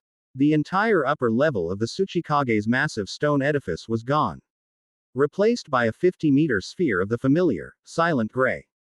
It was not expanding. It sat, stable and menacing, a perfect wound carved into the heart of the village's command center. Iwa shinobi, including a grim-faced Akatsuchi, had formed a tight cordon around it, their hands glowing with earth-style jutsu, ready to contain any threat. The air was thick with the smell of ozone and wet stone. Kuretsuchi strode past her own shinobi, her eyes fixed on the dead zone that had been her office. The place where her grandfather had ruled, where she had planned the future of her village, was now a hole in the world. She placed a hand on the edge of the phenomenon, where the normal stone met the gray nothingness. There was no heat, no cold, only a profound and unsettling lack of texture. Her rage was so immense it had cycled back around to a terrifying, crystalline calm. It's a beacon, Alara said, her silver eyes glowing as she analyzed the scene. She pointed towards the center of the sphere, where a small, black, pulsating object, no bigger than a human heart, hovered in the air. The probe. It's not an attack. It's a key. It's sustaining this wound by drawing power directly from the void's core. It has created a stable, conceptual bridge, a pathway. The implications of her words descended upon the group. This was not just a scar left in retribution. This was an open door. An invitation. A one-way ticket to the heart of that thing's dimension, Anko breathed, her usual cynicism replaced by a grim sense of awe. We can use it to take the fight to them, Hannibal stated, her hand resting on her zanpakuto. To end this. It is a trap, Senjumaru countered, her eyes narrowed. It is baiting us. It wants us to enter. Inside its own domain, its power will be absolute. Then what choice do we have? Kuretsuchi asked, her voice like grinding stone. We wait for it to attack again. To pick off our homes one by one. I will not sit on my throne and wait for the silence to claim it. I will meet this enemy in its own house and I will tear it down from the inside. Naruto had been silent throughout, his gaze fixed on the pulsating black probe. He felt its pull, a siren song of entropy calling to his own power of creation. This was his responsibility. The void was drawn to him. This was all happening because of him. His mind was made up. I'll go alone, he said, his voice quiet but absolute. Cutting through the strategic debate. Every head snapped towards him. No, Kuretsuchi said instantly. Don't be an idiot, Anko snarled. This isn't a negotiation, Naruto said, his gaze unwavering. The void is drawn to my power. I am the target. If I go alone, I can act as the ultimate lure, draw its full attention, and end it. Your presence would only be a liability. More people I would have to protect. That is the most arrogant, self-serving piece of heroic garbage I have ever heard, Anko shot back, stepping into his personal space, her eyes blazing with a fury he had never seen from her. You think we've been through all this cosmic insanity just to let you run off on a solo suicide mission? You think we're just damsels you need to protect? We are not liabilities, you moron. We are your damn army. She is correct, Hannibal added, her voice a low, dangerous rumble. You offered me a partnership of equals, Naruto Uzumaki. A queen does not stand aside while her ally walks into the heart of the enemy's territory alone. It is a matter of honor. We face this together. Kuretsuchi stepped forward, her rage now channeled into an unbreakable resolve. It struck my home. It carved a hole in my village. You think I am going to let a leaf nin have all the credit for avenging Iwagakure? Not in a million years. This is my fight now, too. Alara, the quietest of them all, was the next to speak, her voice trembling but firm. I am the only one who can navigate the conceptual landscape of the core. I can identify the central consciousness and shield your minds from the identity erasing effects of the raw void. Without me, you will be unmade before you can even act. My purpose, the entire reason for my survival, is to see this through to its conclusion. I must go. Finally, Senjumaru placed a hand on his shoulder. Her touch was light, but it carried the weight of eons. You are the passion, she said, her voice soft but unyielding. I am the structure. Alone, you will burn out in a blaze of uncontrolled creation. Alone, I possess the technique but lack the spark required to counter this level of entropy. To win, we must go together. It is not a matter of choice. It is a simple, undeniable matter of craftsmanship. Naruto looked at their faces. He saw no fear. He saw only an absolute, unshakable resolve. He saw the fierce pride of the Tsuchikage. The unwavering honor of the Queen of Hawako Mundo, the spiteful loyalty of the cynical assassin, the quiet purpose of the last scholar, and the profound, logical certainty of the divine weaver. He had wanted to protect them. But they were here to fight alongside him. He was not their shield. He was their center. His attempt to sacrifice himself for them was an insult to the bond they had all forged. A slow smile spread across his face, the first genuine smile he'd worn in days. Okay, he said. Guess I'm not the only idiot in the room. He turned to Akatsuchi. Get a message to Kakashi-sensei. Tell him, we've gone to finish the job. Stepping into the probe was not like stepping through a portal. It was like diving headfirst into a frozen lake, a plunge into a reality so alien it defied all sensation. There was a moment of agonizing pressure, of feeling your very atoms being squeezed through an impossible aperture, and then, they were there. They stood in the heart of the Ouroboros void. It was a place of profound and terrifying minimalism. They were on a platform of solid, dark material, an island of stability in an infinite ocean of what looked like still, black ink. Above them was not a sky, but a uniform, sourceless expanse of stark, white light. There was no sun, no moon, no stars. Only the black ocean and the white sky. There was no sound. Not silence, which is an absence of noise, but a true conceptual null where the very property of sound could not exist. There was no smell. There was no temperature. There was only a crushing, psychic pressure and unnerving sensation of your own thoughts feeling slow, distant, and unimportant. This is it, Alara whispered, her voice a thin thread in their minds, as vocal cords were useless here. The core. The place where it thinks. In the center of the black ocean, miles away but perfectly visible in the stark, shadowless light, was a single feature. It was a throne. A colossal, jagged thing that seemed to be carved from solidified despair. And upon the throne sat the enemy. It was not a monster. It was not a creature of tentacles and teeth. It was a perfect sphere of absolute blackness, a flawless orb of anti-existence about the size of a man. It did not reflect the white light of the sky, it consumed it. It was a hole in reality, a point of infinite density where all meaning, all substance, all life, came to an end. As they looked at it, they felt their own memories begin to fray at the edges, the names of loved ones becoming fuzzy, the feeling of home becoming a distant, abstract concept. Its aura, Alara projected, her mental voice sharp with alarm.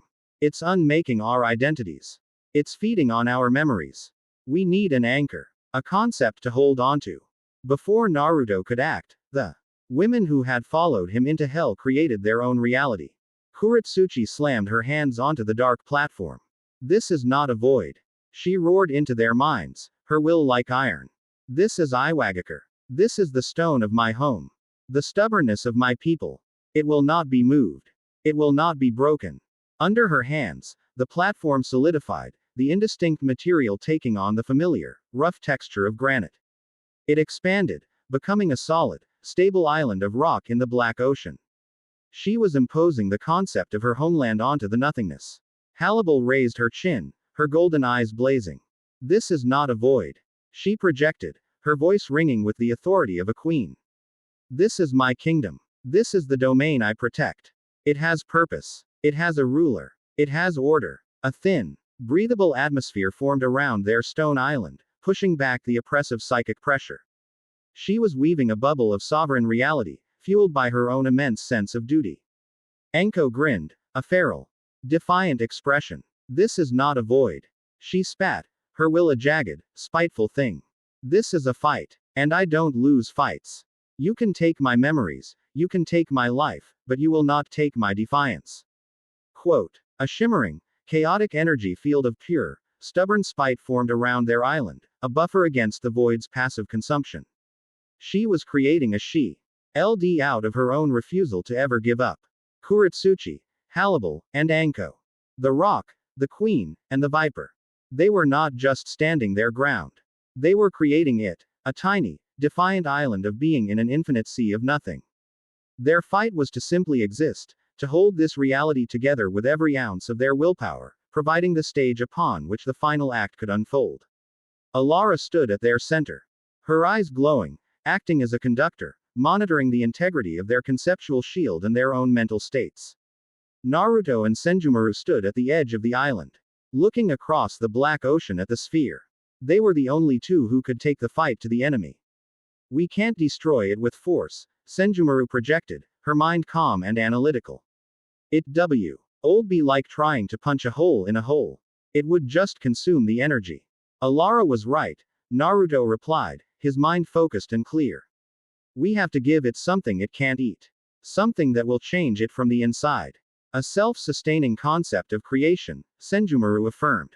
A genesis seed. But to weave something of that magnitude, something permanent, our powers cannot simply cooperate. They must become one. A true and binding union. Naruto turned to her. In the heart of this cosmic horror, surrounded by a sea of silent despair, he looked at the ancient, powerful, and terrifyingly beautiful being beside him. He saw not a goddess or a weapon, but his partner. His equal. The only other soul in all of existence who understood the song of creation as he did. Senjumaru, he projected. His thought clear and unwavering, resonating with all the warmth and sincerity of his soul. Your structure, my passion. Your skill, my heart. To do this, we have to become one. Not just for a moment. Forever. He took a breath, a concept that now only existed within their tiny bubble of reality. Marry me, he said. Let's weave a new beginning, together. For a long moment, Senjumaru was silent. Her unreadable mask was gone, replaced by an expression of profound, soul-shaking astonishment. In all her eons of existence, in all her mastery of logic and order, this was a variable she had never once calculated. This raw, illogical, insane, and beautiful declaration. Then, she smiled. It was a sharp, brilliant, breathtaking smile that outshone the stark white sky. It is, she projected. Her mental voice laced with an emotion he had never heard from her before, something that sounded impossibly like joy, the only logical solution. It was a wedding ceremony at the end of all things. As Kuretsuchi, Hannibal, and Anko held reality together through sheer, bloody-minded will, Naruto and Senjumaru turned to face each other. There was no priest, no audience save for their exhausted friends. No altar but the edge of oblivion. They reached for each other. His 1,000 golden arms, burning with the passionate, chaotic light of life, erupted from his back.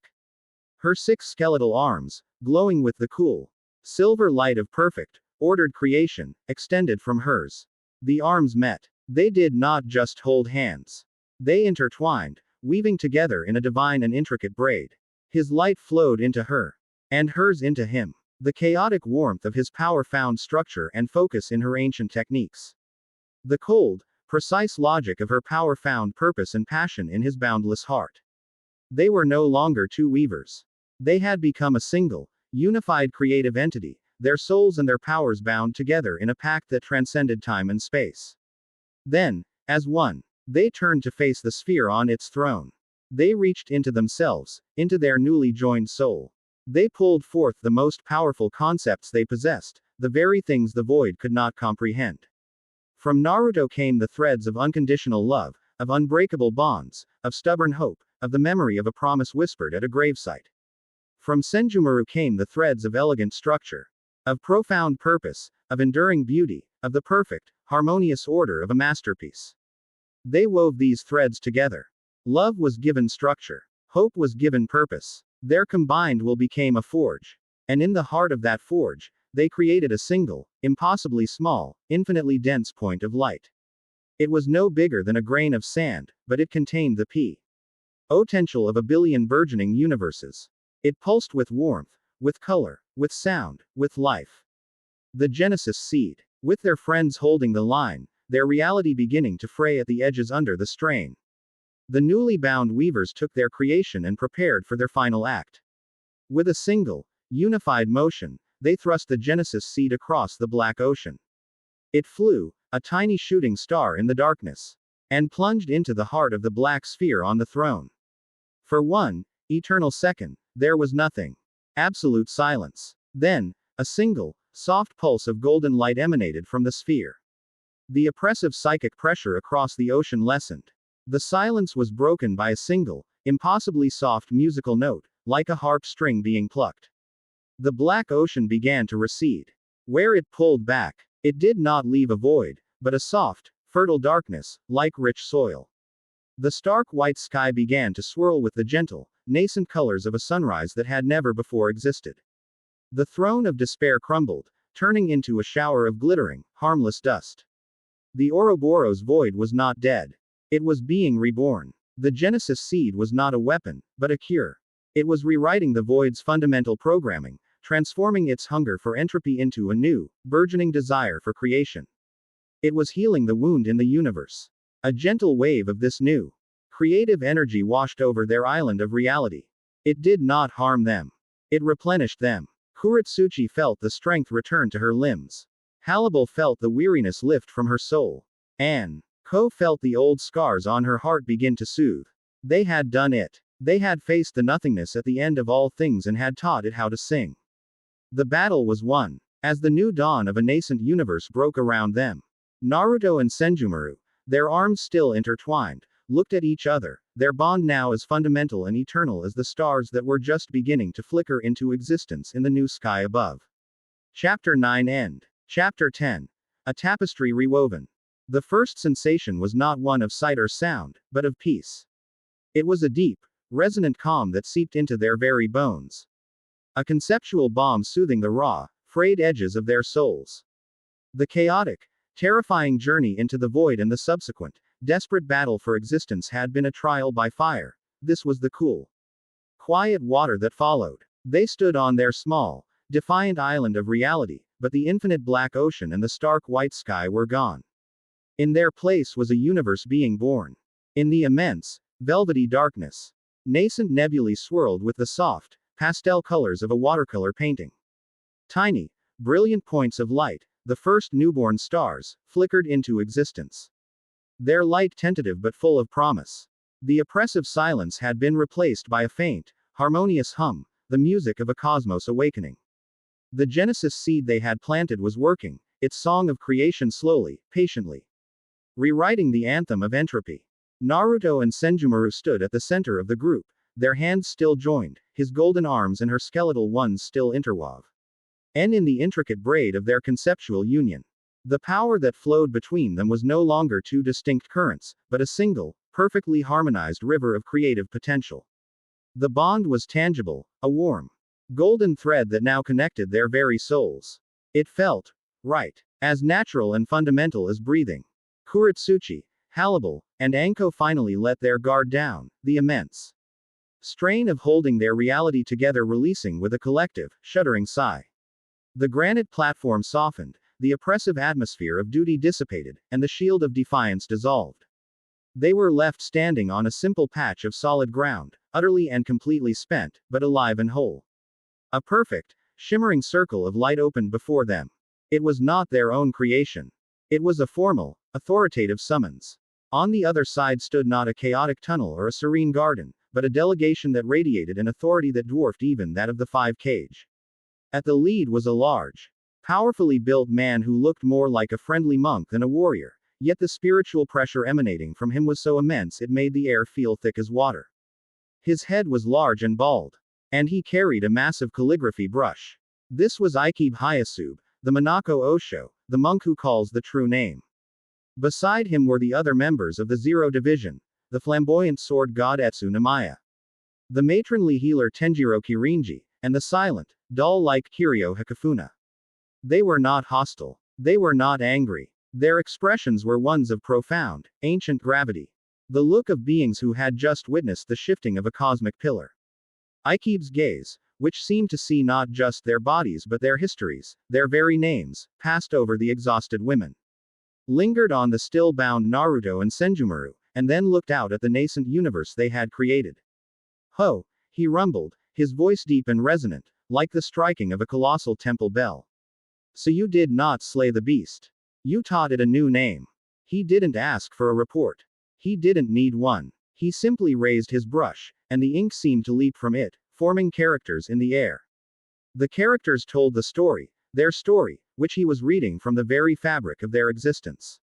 The battle in the Rukongai. The feint. The journey into the void. The sacrifice. The union. The creation of the Genesis seed. It was all there for them to see, a perfect, unblemisable record. When the story was told, the ink faded. Aikibe looked at Naruto, and for the first time, Naruto felt he was being truly seen, his entire being weighed and measured not as a threat or a tool, but as a fundamental force of nature. The Soul King is the linchpin, Aikibe stated, his voice ringing with an absolute authority that was a law unto itself. He is the anchor that prevents the worlds from flying apart. We, the Zero Division, are the four pillars that support his reign. Guarding the four cardinal directions of reality. We maintain the balance. He paused, his gaze intensifying. But balance requires duality. The stability of the Soul King has long needed its opposite. A force not of stasis, but of creation. A force to heal the cracks that form. A force to weave anew when the old threads wear thin. He pointed his massive brush at Naruto and Senjumaru, at their joined hands. You are no longer an anomaly, Naruto Uzumaki. And you, Senjumaru Shutara, have transcended your role as a simple guard. Through your union, through your act of cosmic midwifery, you have become that force. You have become what reality has long been crying out for. A new character of ink, glowing with a divine, golden light, blazed into existence before them. It was a character that represented a new concept.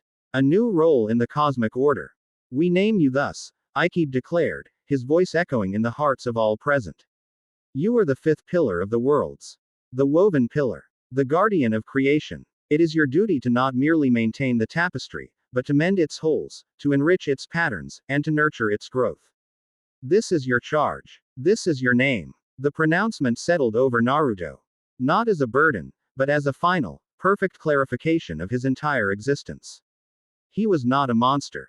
He was not a weapon. He was not just a hero. He was a builder. A guardian. This was the purpose that had been humming in his soul since the moment his thousand arms had first awakened. He had, at last, found his true name. Their new home was a world of their own making. A serene pocket dimension spun into existence in the quiet space between the worlds. They called it the Garden of Dawning Light, for the sky was in a state of perpetual, beautiful sunrise. The colors shifting slowly from soft violet to warm gold over a cycle of 24 hours.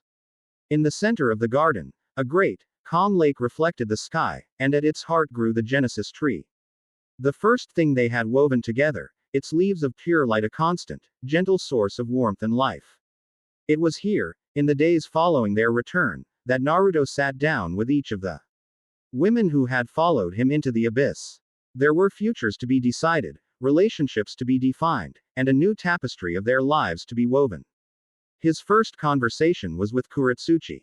He found her by the lake, skipping stones of pure, smooth earth she had created across its glassy surface. She was dressed in her cage robes, her hat resting beside her.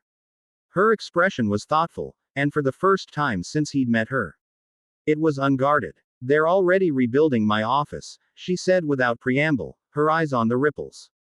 Bigger. Stronger. Iwa is good at rebuilding. We're made of stubborn rock, after all. I'm sorry, Naruto said softly, that it was your home that was targeted. She finally turned to look at him, and her gaze was sharp, analytical, but held a new, unfamiliar warmth. Don't be. It was the catalyst we needed. And you gave my village a new mountain range. I think we came out ahead on the deal. She paused, the silence stretching between them. I have to go back, Naruto. My place is in Iwagakure. My duty is to my people. That will never change. I know, he said. And he did. He understood her anchor, her stone throne. To ask her to leave. It would be to ask her to stop being herself. This connection between us, she continued, her voice losing some of its commanding edge, becoming more personal, more hesitant. It's real. My pragmatic mind hates it, but it's real. But I am a cage. And you're something else entirely now. I'm still Naruto, he insisted gently. No, you're not, she countered, but with a small, sad smile. You're more. And I can't be a consort to a god. I have a village to run. He reached out and took her hand. It was calloused and strong. Then let's be partners. In every sense of the word. You, the tease, Uchikage of the strongest village in the elemental nations.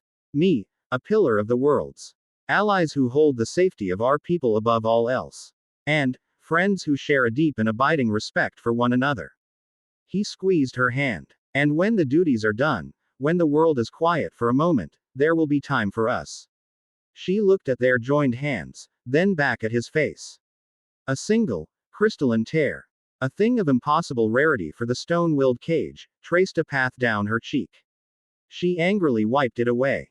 This is a ridiculous, long-distance, interdimensional relationship, Uzumaki. The logistics are a nightmare. We'll manage, he said, smiling. She nodded, a final, sharp, decisive motion. She was a cage. He was a pillar. Theirs was a love story that would be written in treaties and alliances. In shared battles and quiet, stolen moments across the worlds. It was enough. He found Hannibal meditating under the boughs of the Genesis tree. She sat with the perfect stillness of a predator at rest. Yet her mind was clearly active. Her role, too, was decided. With the formal creation of the Multi-World Alliance, a pact now brokered between the Soul Society, the Elemental Nations, and a legitimized Hueco Mundo, she had been named the official ambassador of her realm. My people are not used to peace, she said, her eyes still closed as he approached. They were born of hunger and bred for conflict. This new world you are building, it will be a difficult adjustment for them. But you will guide them, Naruto said, sitting beside her. You gave them a future beyond survival. You're giving them a nation. Quote. And you are giving my nation a place at the table, she replied, finally opening her golden eyes. They held a deep, quiet loyalty that was more powerful than any loud declaration. For that, Hueco Mundo owes you a debt that can never be repaid. I owe you that debt. There's no debt between us, Hannibal, he said. Only trust. Their bond was one of silent, profound understanding. They were both sovereigns, set apart by their power and their responsibilities. They understood the loneliness of the throne, the weight of a crown. Their relationship would be one of state visits and council meetings, of quiet conversations in the heart of the night about the burdens of leadership. He was her staunchest ally, her most trusted confidant, the one being in all the worlds she saw as a true equal. And in her quiet, stoic heart, that was a form of love more profound than any passionate romance. Alara was in her element. At the heart of the Garden of Dawning Light, Naruto and Senjumaru had woven a new library for her. It was not a building, but a living organism of crystal and light, a new Cygnus archive that was connected to the Genesis tree itself.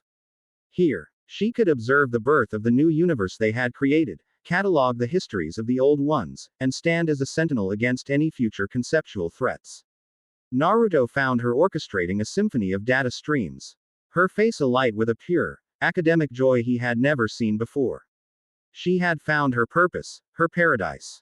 The new universe is stabilizing beautifully, she said, her silver eyes sparkling.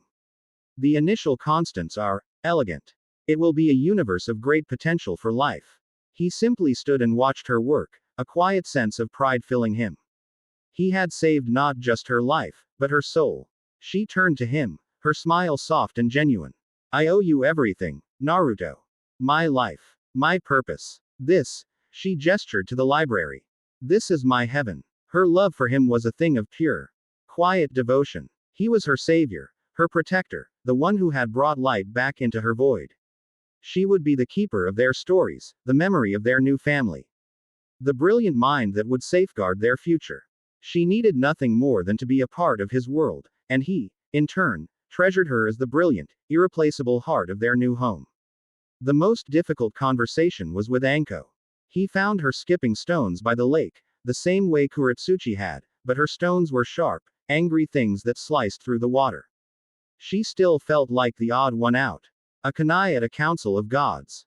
So, I guess this is where you give me a nice retirement package and send me back to Konoha to run the academy's snack bar, she said, her voice dripping with her old defensive sarcasm. I was thinking of a different offer, he said, coming to stand beside her. She looked at him suspiciously. Yeah, what? You were right, in the void, he said, his voice serious. You're not a liability. You're my army. But you're more than that. Kuretsuchi is a cage. Halibal is a queen. Senjumaru is Senjumaru. They see the world from a throne. I need someone who still sees it from the dirt. Someone who isn't afraid to tell me I'm being a self-important jackass. Someone who will always, no matter what, have my back. He looked her straight in the eye. The Zero Division guards the Soul King. I want you to be the commander of my Zero Guard. The one person I trust, above all others, to protect me, to keep me grounded, to be my anchor to the shinobi I used to be. Anko stared at him, her mouth slightly agape. All her life, she had been treated as damaged goods, an expendable asset. Now, the most powerful being she had ever met was offering her the position of his most trusted guardian. It wasn't a job. It was a declaration of absolute faith. The sarcastic mask shattered. Her tough facade crumbled. For the first time since she was a child, before Orochimaru. Before the curse mark. Before everything, Anko Mitarashi cried. They were not tears of sadness, but of a profound, soul-shaking relief. She had finally, after a lifetime of being an outcast, found her place. You're a real piece of work, you know that. She sobbed, before pulling him into a fierce, clumsy hug. Her loyalty, once a broken and guarded thing, was now his, completely and irrevocably. Their wedding was not an event of pomp and circumstance. It was a quiet, private ceremony, held on the shores of the lake at the moment the eternal dawn was at its most beautiful. He only witnesses were the four women who had become their family. Naruto and Senjumaru stood before the Genesis tree, their hands joined. There were no vows exchanged in words. Their bond was already deeper than any promise. Instead, they reaffirmed it through their craft. Together, they wove. From the light of the Genesis tree, they pulled a single, brilliant golden thread of their shared life force. They wove it into a great, circular tapestry, the loom held steady by Naruto's thousand arms. The pattern they wove was the story of their lives, of all their lives, intertwined. Then, they offered the shuttle to the others. Kuretsuchi stepped forward first. She took a thread of obsidian dark silk, imbued with the stubborn, unyielding wool of Iwagakure, and wove it into the tapestry, a strong, foundational line. Halibal followed. She chose a thread of pale, sand-colored material, infused with the quiet, regal dignity of Hueco Mundo, and wove it as a protective border around the edge. Alara, with trembling hands, took a thread of pure, shimmering silver, the light of knowledge from the Cygnus archive, and wove it in an intricate, sparkling pattern throughout the center. Finally, Anko stepped up. She chose a simple, strong thread of deep purple, the color of twilight and shadows, the color of a survivor's will, and wove it directly alongside the central golden thread, a line of unwavering, protective loyalty. When they were finished, the tapestry was complete. It was a masterpiece, a testament to their strange, powerful, and beautiful new family. They hung it upon the Genesis tree, where it pulsed with a gentle, living light, the heart of their new home. Naruto looked at the women standing with him. The cage, the queen, the scholar, the assassin, and the weaver goddess who was now his wife. He was a pillar of the worlds, a guardian of creation. But here, in this garden at the dawn of a new reality, he was simply a husband, a friend, a protector. A man who had faced the nothingness at the end of all things and had built a home, not just for himself, but for everyone he had sworn to protect. The tapestry of his life had been rewoven, its pattern more complex and beautiful than he could have ever imagined. And its story was only just beginning. Chapter 10 End.